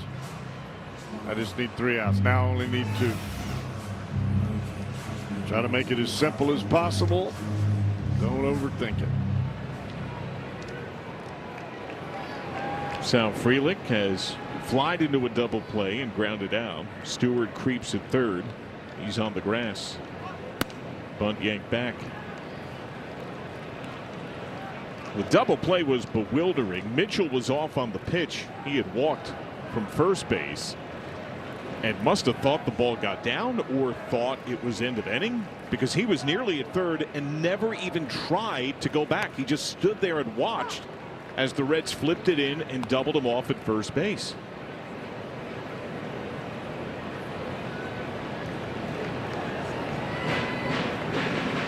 TJ Antone is now up in the Reds pen. Kunal continues to warm for Milwaukee. Way in. That got him. He's got first base. Oh, God.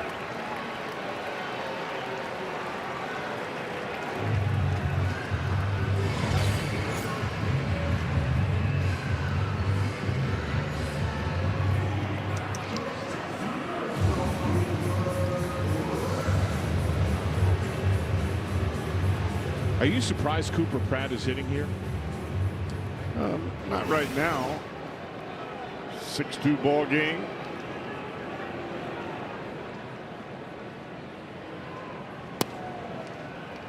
Pratt has flied to right twice. He's won for his last 24. I mean, if you're going to have the kid in the big leagues and you believe that he's going to be your shortstop of the future, you've got to allow him.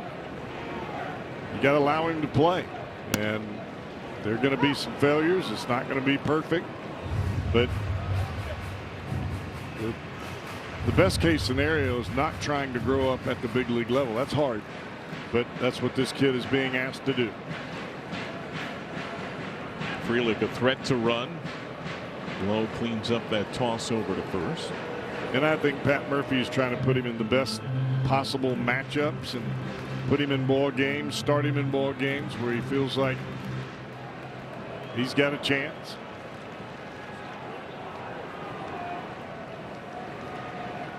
He gave him a day off just the other day, and he said after the game, quote, "It's not a discipline thing. It's like I know he's not in a great frame of mind. It's perspective." And perhaps that's what he's trying to do here. And Murphy wants time. He's stepping out of the dugout, walking toward first base, I think to check on Frelick. Did he see something there? Sal seems surprised that an athletic trainer is coming out to check on him.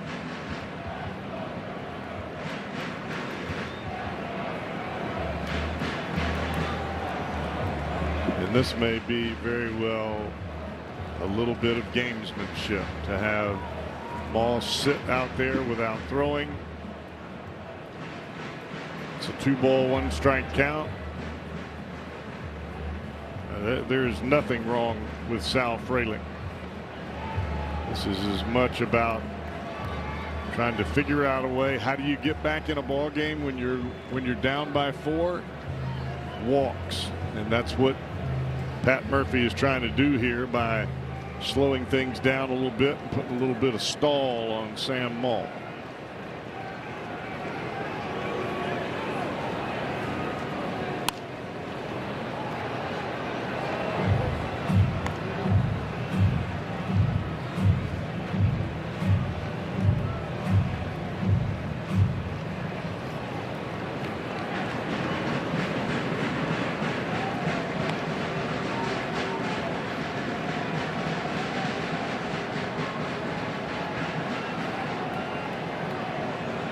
Pratt asks for time. I mean, it's not like that ball hit Sal Frelick square in the knee. It looked like it hit some of the pant leg that was just off of his legs. We're talking about a grazing blow with 1/10 of the baseball hitting it. And in terms of Pratt, 21 years old, he played only a little over 20 games at High A. He had a season at Double A last year and spent a little less than 2 months at Triple A. It's a pretty rapid acceleration for a position player to the big leagues.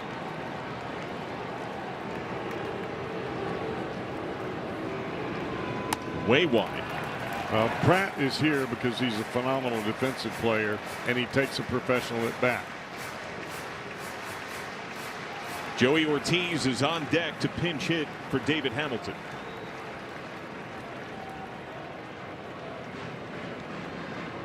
Payoff is lined and caught. Sal Stewart on the extended backhand with a bit of a hop, and he takes it away from Cooper Pratt.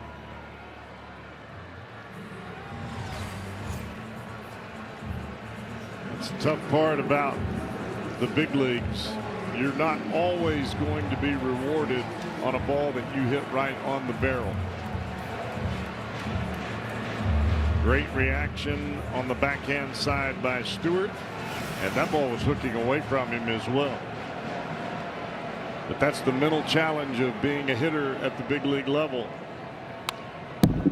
You have to be able to find some success in your own mind just because you hit the ball hard. May not show up in a statistical category, but that's a pretty good at bat by the kid. Ran the count full, hit the ball hard, got nothing to show for it. Joey Ortiz hit it hard in Monday's opener. Delivered a critical 2-run homer in the 8th that snapped a tie. Gave the Brewers a 5-3 lead. That's what the final score would be. He entered that game sub 200 with 1 home run and during the worst offensive year of his career. He has since had raucous chants of Joey most of his ABs. And even with that, you want Ortiz to swing the bat here. Foul down the right field side. I don't think you want to put yourself in a position if you're Sam Maul. And I realize that this is a lefty on righty matchup, but this is a righty that is hitting at 203. The guy on deck is Christian Yelich. I realize he's left-handed, but he has a propensity to do big things in big spots, and you don't want him hitting with 2 runners on base when you have a 4-run lead.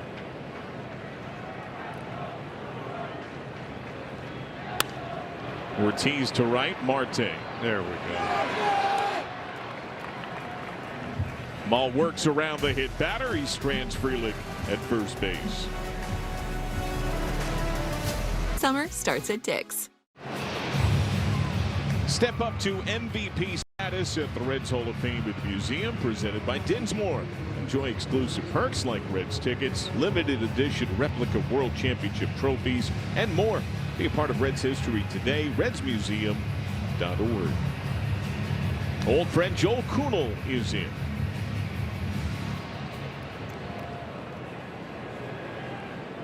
Third pitcher out of the Brewer pen today. Nathaniel Lowe is 0 for 3. A couple of strikeouts, sandwich a pop fly to short.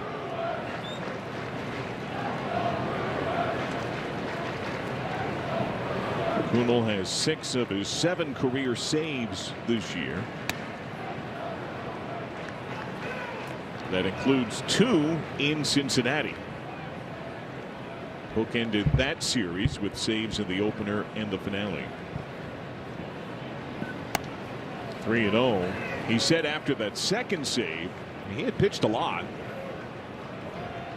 For the first time in his career, he let out a scream on the last out.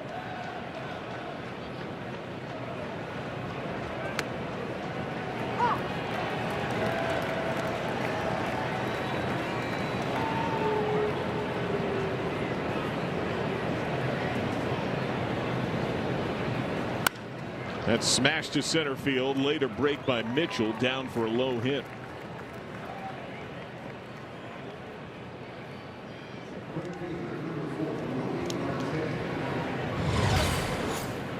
Went back away. You allow Nathaniel Lowe, a big fella, to get some great extension. Is that Spencer Steer? Pinch running. And it's at the first base spot, so that could be a straight switch. You could stay in the game defensively.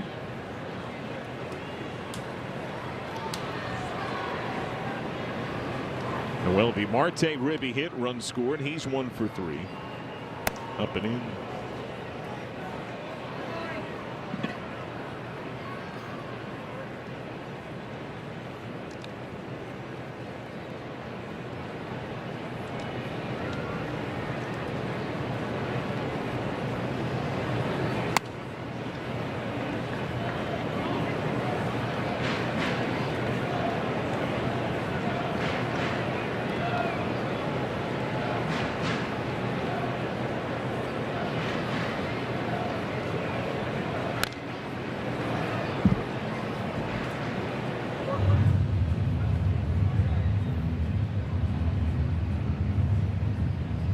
Reds trying to snap a 4-game slide overall, and 7 straight losses head-to-head against the Brewers. They led 5-0 before the Brewers even got on the board.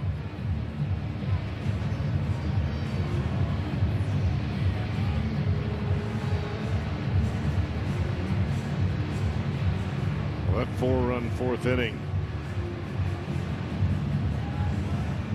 That more epitomized what the Reds were doing the final game against the Brewers at home and what they did in Pittsburgh.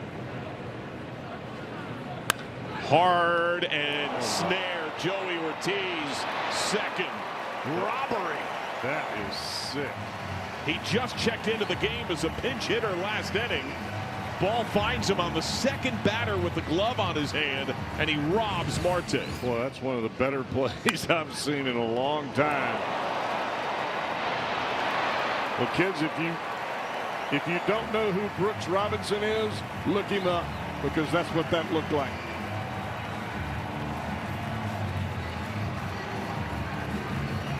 A natural shortstop who can also shine at third. Now McLean gets his first plate appearance. He had come on defensively for Arroyo. That ball was smoked. That was a great play. Wow. Ortiz has made many of those at the Reds' expense the last couple of years. Soft lead to short. Ortiz in front. Goes to second. Relay. Not in time. Pratt did not really attack that ball, and as he waited, Ortiz just took a stride in front of his shortstop, and it went the short way. Range towards the line. Range towards the shortstop. And this play makes sense for Ortiz because he's going directly to the second base bag. It's an easier play for him to cut it off than it would be for the shortstop to come in and then have to pivot and turn to make that throw. Trevino.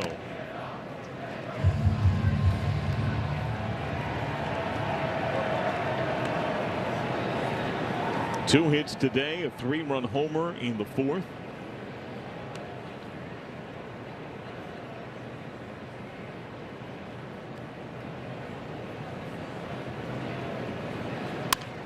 Grounded with eyes. That gets through. Base hit. Have a day.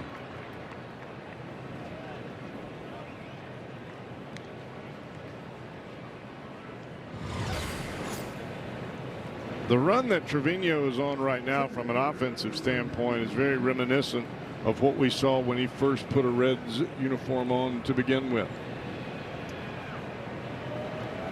Finding holes all over the place. He was a doubles machine his first few months as a Red. A lot of that contact was right down the left field line. Exactly where that home run went back in the fourth. Well, Trevino with 3 hits today. That's one off his career high. He's had 1 4-hit day. Came as a Yankee in Baltimore July of 22. The Orioles are the Reds' next foe starting tomorrow. I want to see this fella get another hit. Got the home run. Kind of let the air out of that anxiety and just go play some ball.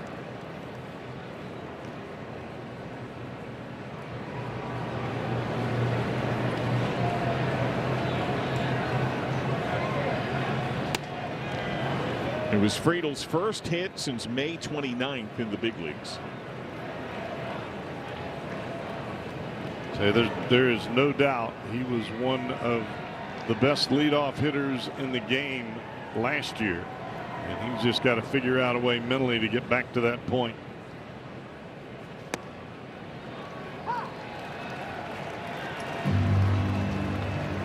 Antone is still up in the Reds pen. Garrett Stallings warming for Milwaukee.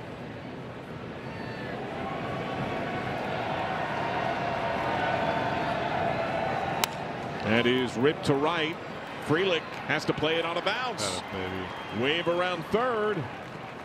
That's a beautiful thing. Beautiful thing. McLean scores. Trevino goes first to third. A 2-hit day for Friedel. A 7-2 Reds lead.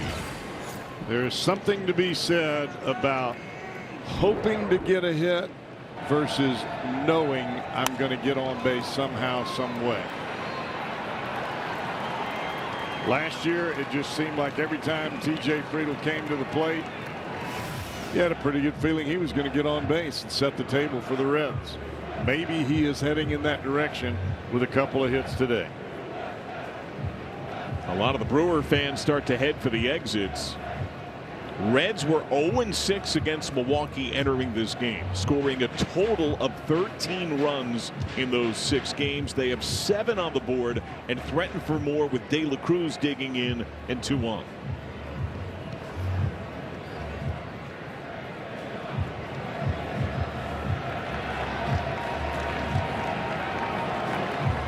Hard base hit. Came as a right-handed hitter in the 7th that he ripped to left field. He has flied out twice. He has struck out once. Both Ellie and Sal Stewart on deck have been hitting the ball hard in the last few games.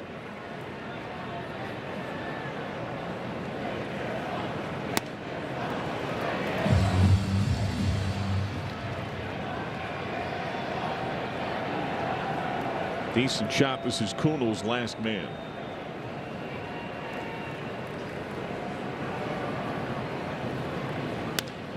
And smoke to right center. Frelick dives and takes it away.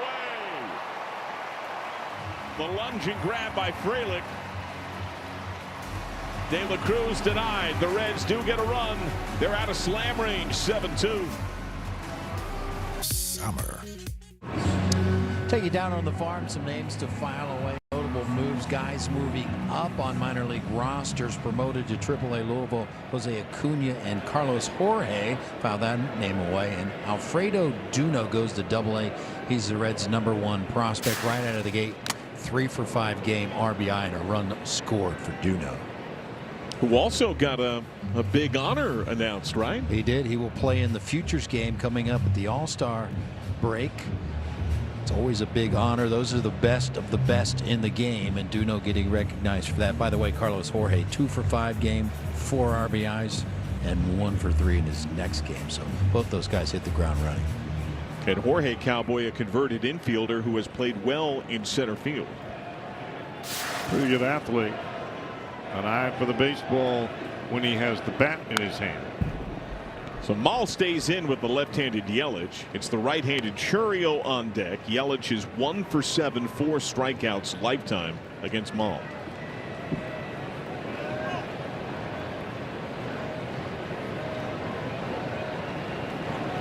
Trevino, taller target. You think this is one and done for Mal this inning? I would think so, but I don't know, because then you ask Anton to get Churio, and then you got the left-handed Terang at the plate, and then William Contreras.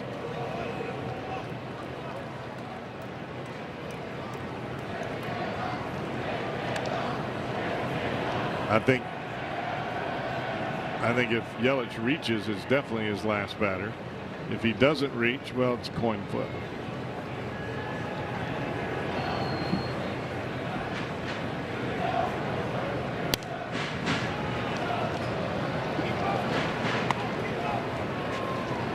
Brewers have 3 of their 4 bench bats still. The switch hitting Blake Perkins, catcher Gary Sanchez, and lefty killer Andrew Vaughn. Murphy selective about when and how he uses Vaughn, but they're running out of outs.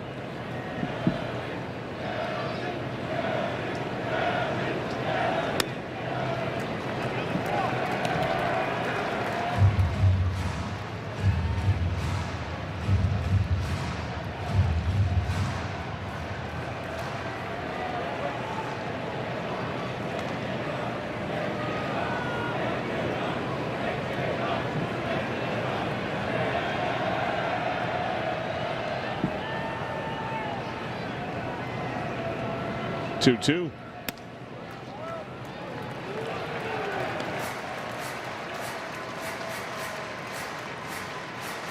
Oh, 2 to a full count.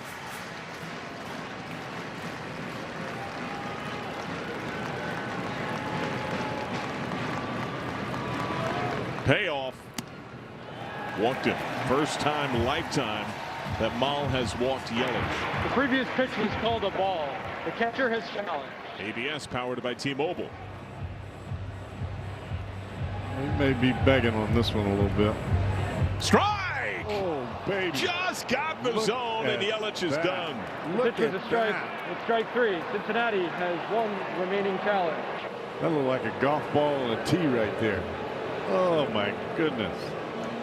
That is a huge challenge by Trevino. I didn't think it was a ball. I didn't think it was a strike. That's a great challenge. Wow.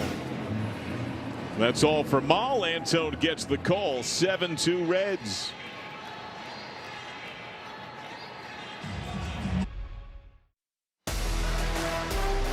Cincinnati Reds baseball is presented by Gilkey Windows. Elevate your home with the elegance and durability of Gilkey Windows. Explore more at Gilkey.com. And by UC Health. Expect more at UCHealth.com. TJ Antone to face Jackson Chourio.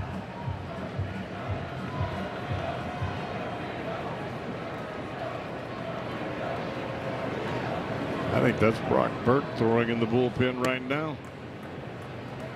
Yeah, Reds do have the left-handed Burke warming. The right-hander Stalling still up for Milwaukee. It almost feels like Burke's pitched pretty much every day. I know he hasn't, but rolled is short. Well, he's been among the league leaders in appearances most days over a good chunk of the last few months. A fairly quick ground ball induced there by Antone as Burke prepares. Terang stands in, a ribby double opposite way. He's reached on error and struck out.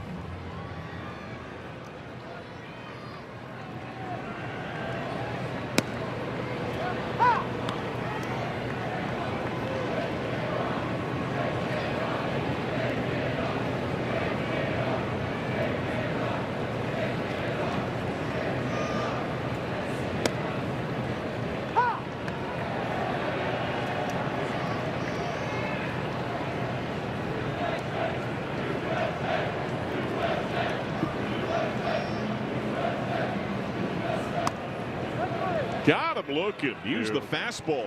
Great job.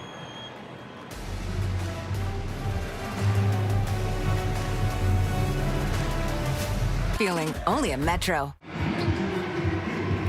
Multi-platinum country music maker John Party is coming to GABP Wednesday, part of the Ohio Lottery post-game concert series. Stick around after Reds and Phillies. Enjoy a live set from John Party. Tickets, more information, visit reds.com/concerts. 7-2. The Reds have the lead.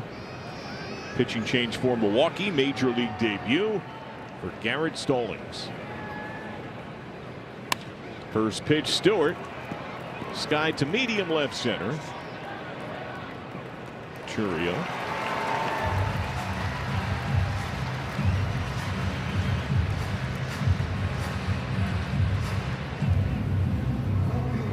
Pitched his college ball at Tennessee.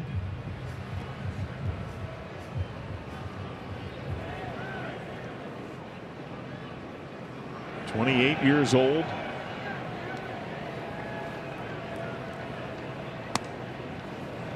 Upstairs to the former Vandy Commodore, J.J. Bleday, who has walked, reached on error. He's 0 for 3.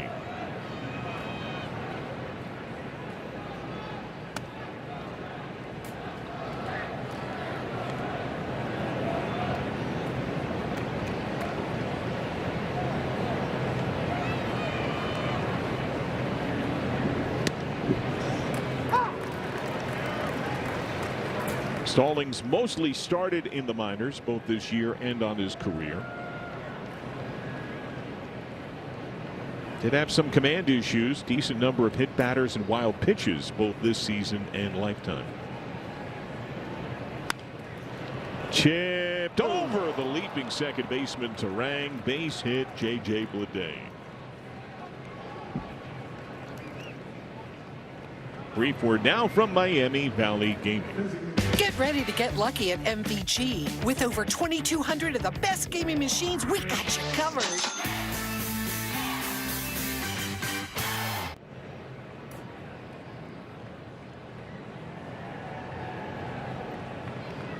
Well, Brock Burke continues to warm. Suarez has singled and scored. He's 1 for 4.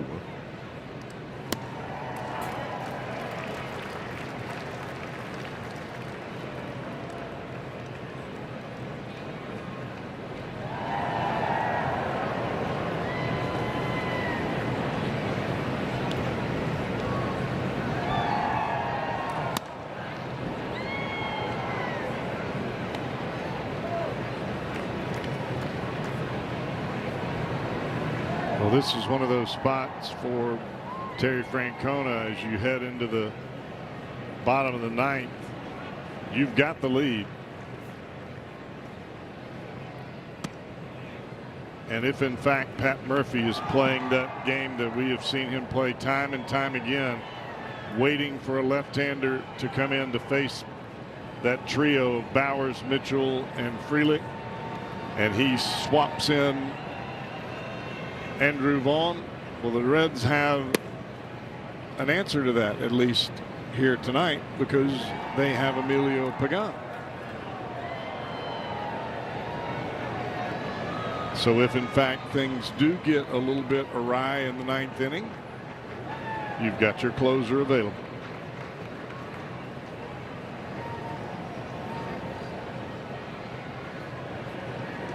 (3-1). I mean, that's never a positive for the opposing manager facing the Brewers when you don't have some right-handers available late that you know that you can bring in to face Vaughn.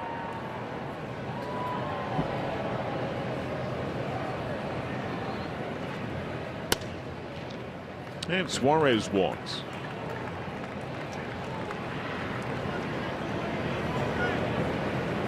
But at this point, you've got a 5-run lead. There's no reason to run Emilio out there unless things get a little bit critical. I mean, you got a bunch of games coming up here in a short period of time when you get back to that homestand with the Orioles coming to town. First plate appearance for Steer. He pinch ran for Lowe in the 8th. In similar fashion, that's part of the roster movement and why Milwaukee added Stallings. 600 innings in the minors. The corresponding move was Robert Gasser after a strong start, technically sent to rookie ball. Lifted center field.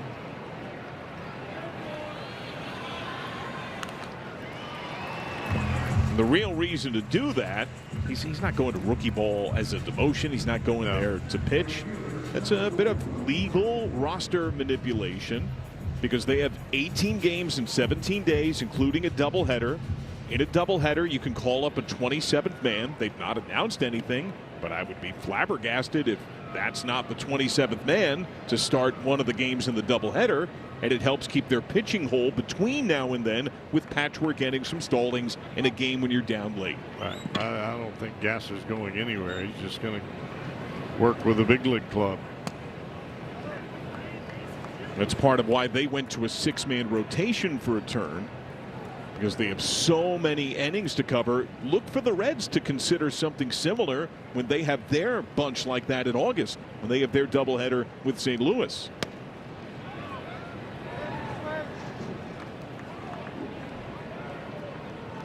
Marte, a ribby hit, a run scored. He's also reached on fielder's choice when Joey Ortiz made a great play to rob him in the 8th.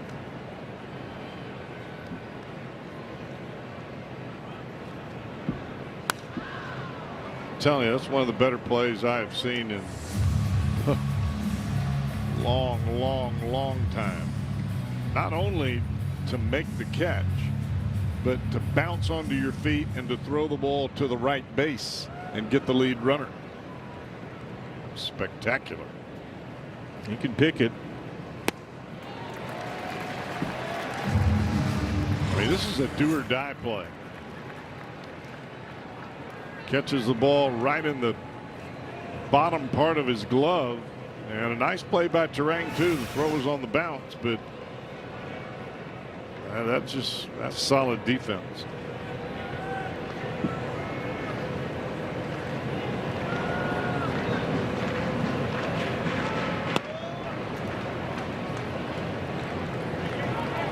If the Reds are going to turn things around, pitching is right at the heart of it. Getting Hunter Green back will be huge this weekend, scheduled to start Saturday. The bullpen getting more whole, but they probably need another bat or two to find rhythm. And Marte is a man they would love to do it. He strikes out.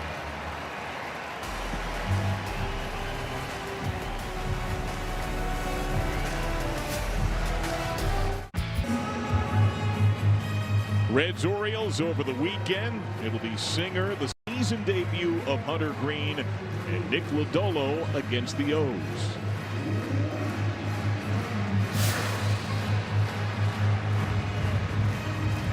I think all of Reds country is hyped to see Hunter. He was sensational on his rehab outings, no runs. Brock Burke is in, 9th inning, facing William Contreras. First pitch to short, backhanded by De La Cruz. One away. Burke has been a workhorse for Terry Francona. He really has, John. Just seems to be able to bounce back and take the ball.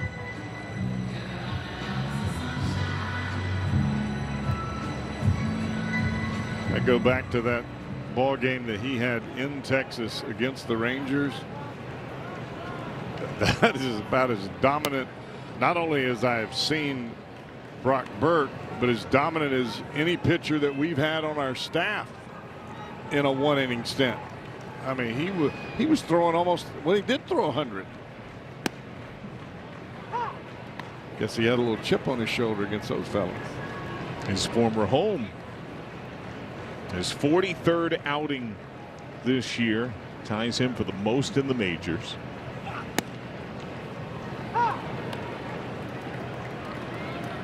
Reds don't have an off day until Monday.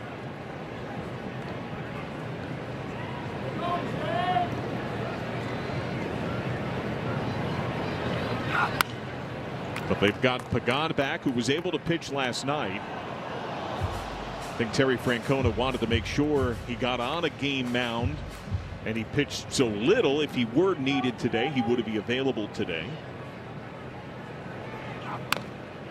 Yeah, and I thought that was a great move by Tito, just to get him in the game, get some of that adrenaline and rust out of the way, and be back part of the team, and not having to continue to wonder, how am I going to do? How's it going to feel?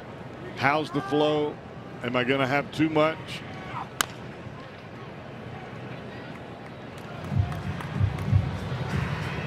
And recently the Reds also got Pagan's longtime buddy Pierce Johnson back, who I know he had a wanting outing against the Pirates. I thought first few outings back, the stuff has looked great, and his back of the baseball card's pretty darn good. Allows roles to be established again a little more firmly. Well, you had 4 right-handers with experience and some power pitching at the back end of that bullpen. I mean, who would have ever thought that all of them would have gone down for a significant amount of time? Sanian, Ashcraft, Pagan, and Johnson. I don't care what kind of team you got. That is a tough recovery to get back,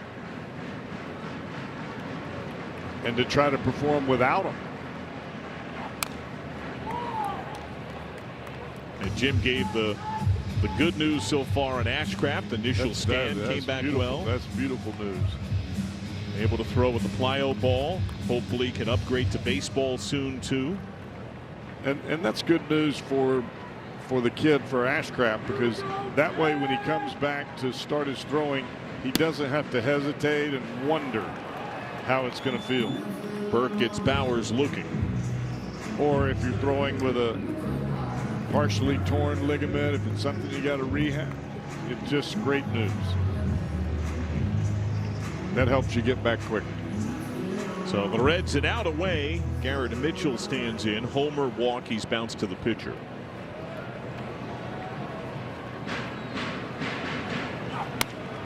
Right to second, and the Reds end their misery into Milwaukee. They beat the Brewers. They stave off the sweep. Friedel's homer part of the party. They take down Jacob Mizorowski as Burns bests him. A 7-2 final. Yeah, I thought this was a great job by the Reds offense. They really put together some great at-bats, a great game plan, very aggressive on the fastball early, and they were able to do some things, even small ballish, there in that 4th inning, to put things in perspective as far as winning a ball game. But no bigger blast or no bigger blow or at bat than Jose Trevino's 3-run homer. Terry Francona with a smiling Dane Myers. And Chase Burns, double-digit wins, the first Red to have double-digit wins before the break in a dozen years. You have to go back to Alfredo Simon and Johnny Cueto in 2014. Post game to come. The Reds take care of business against the Brewers. A 7-2 final in the finale.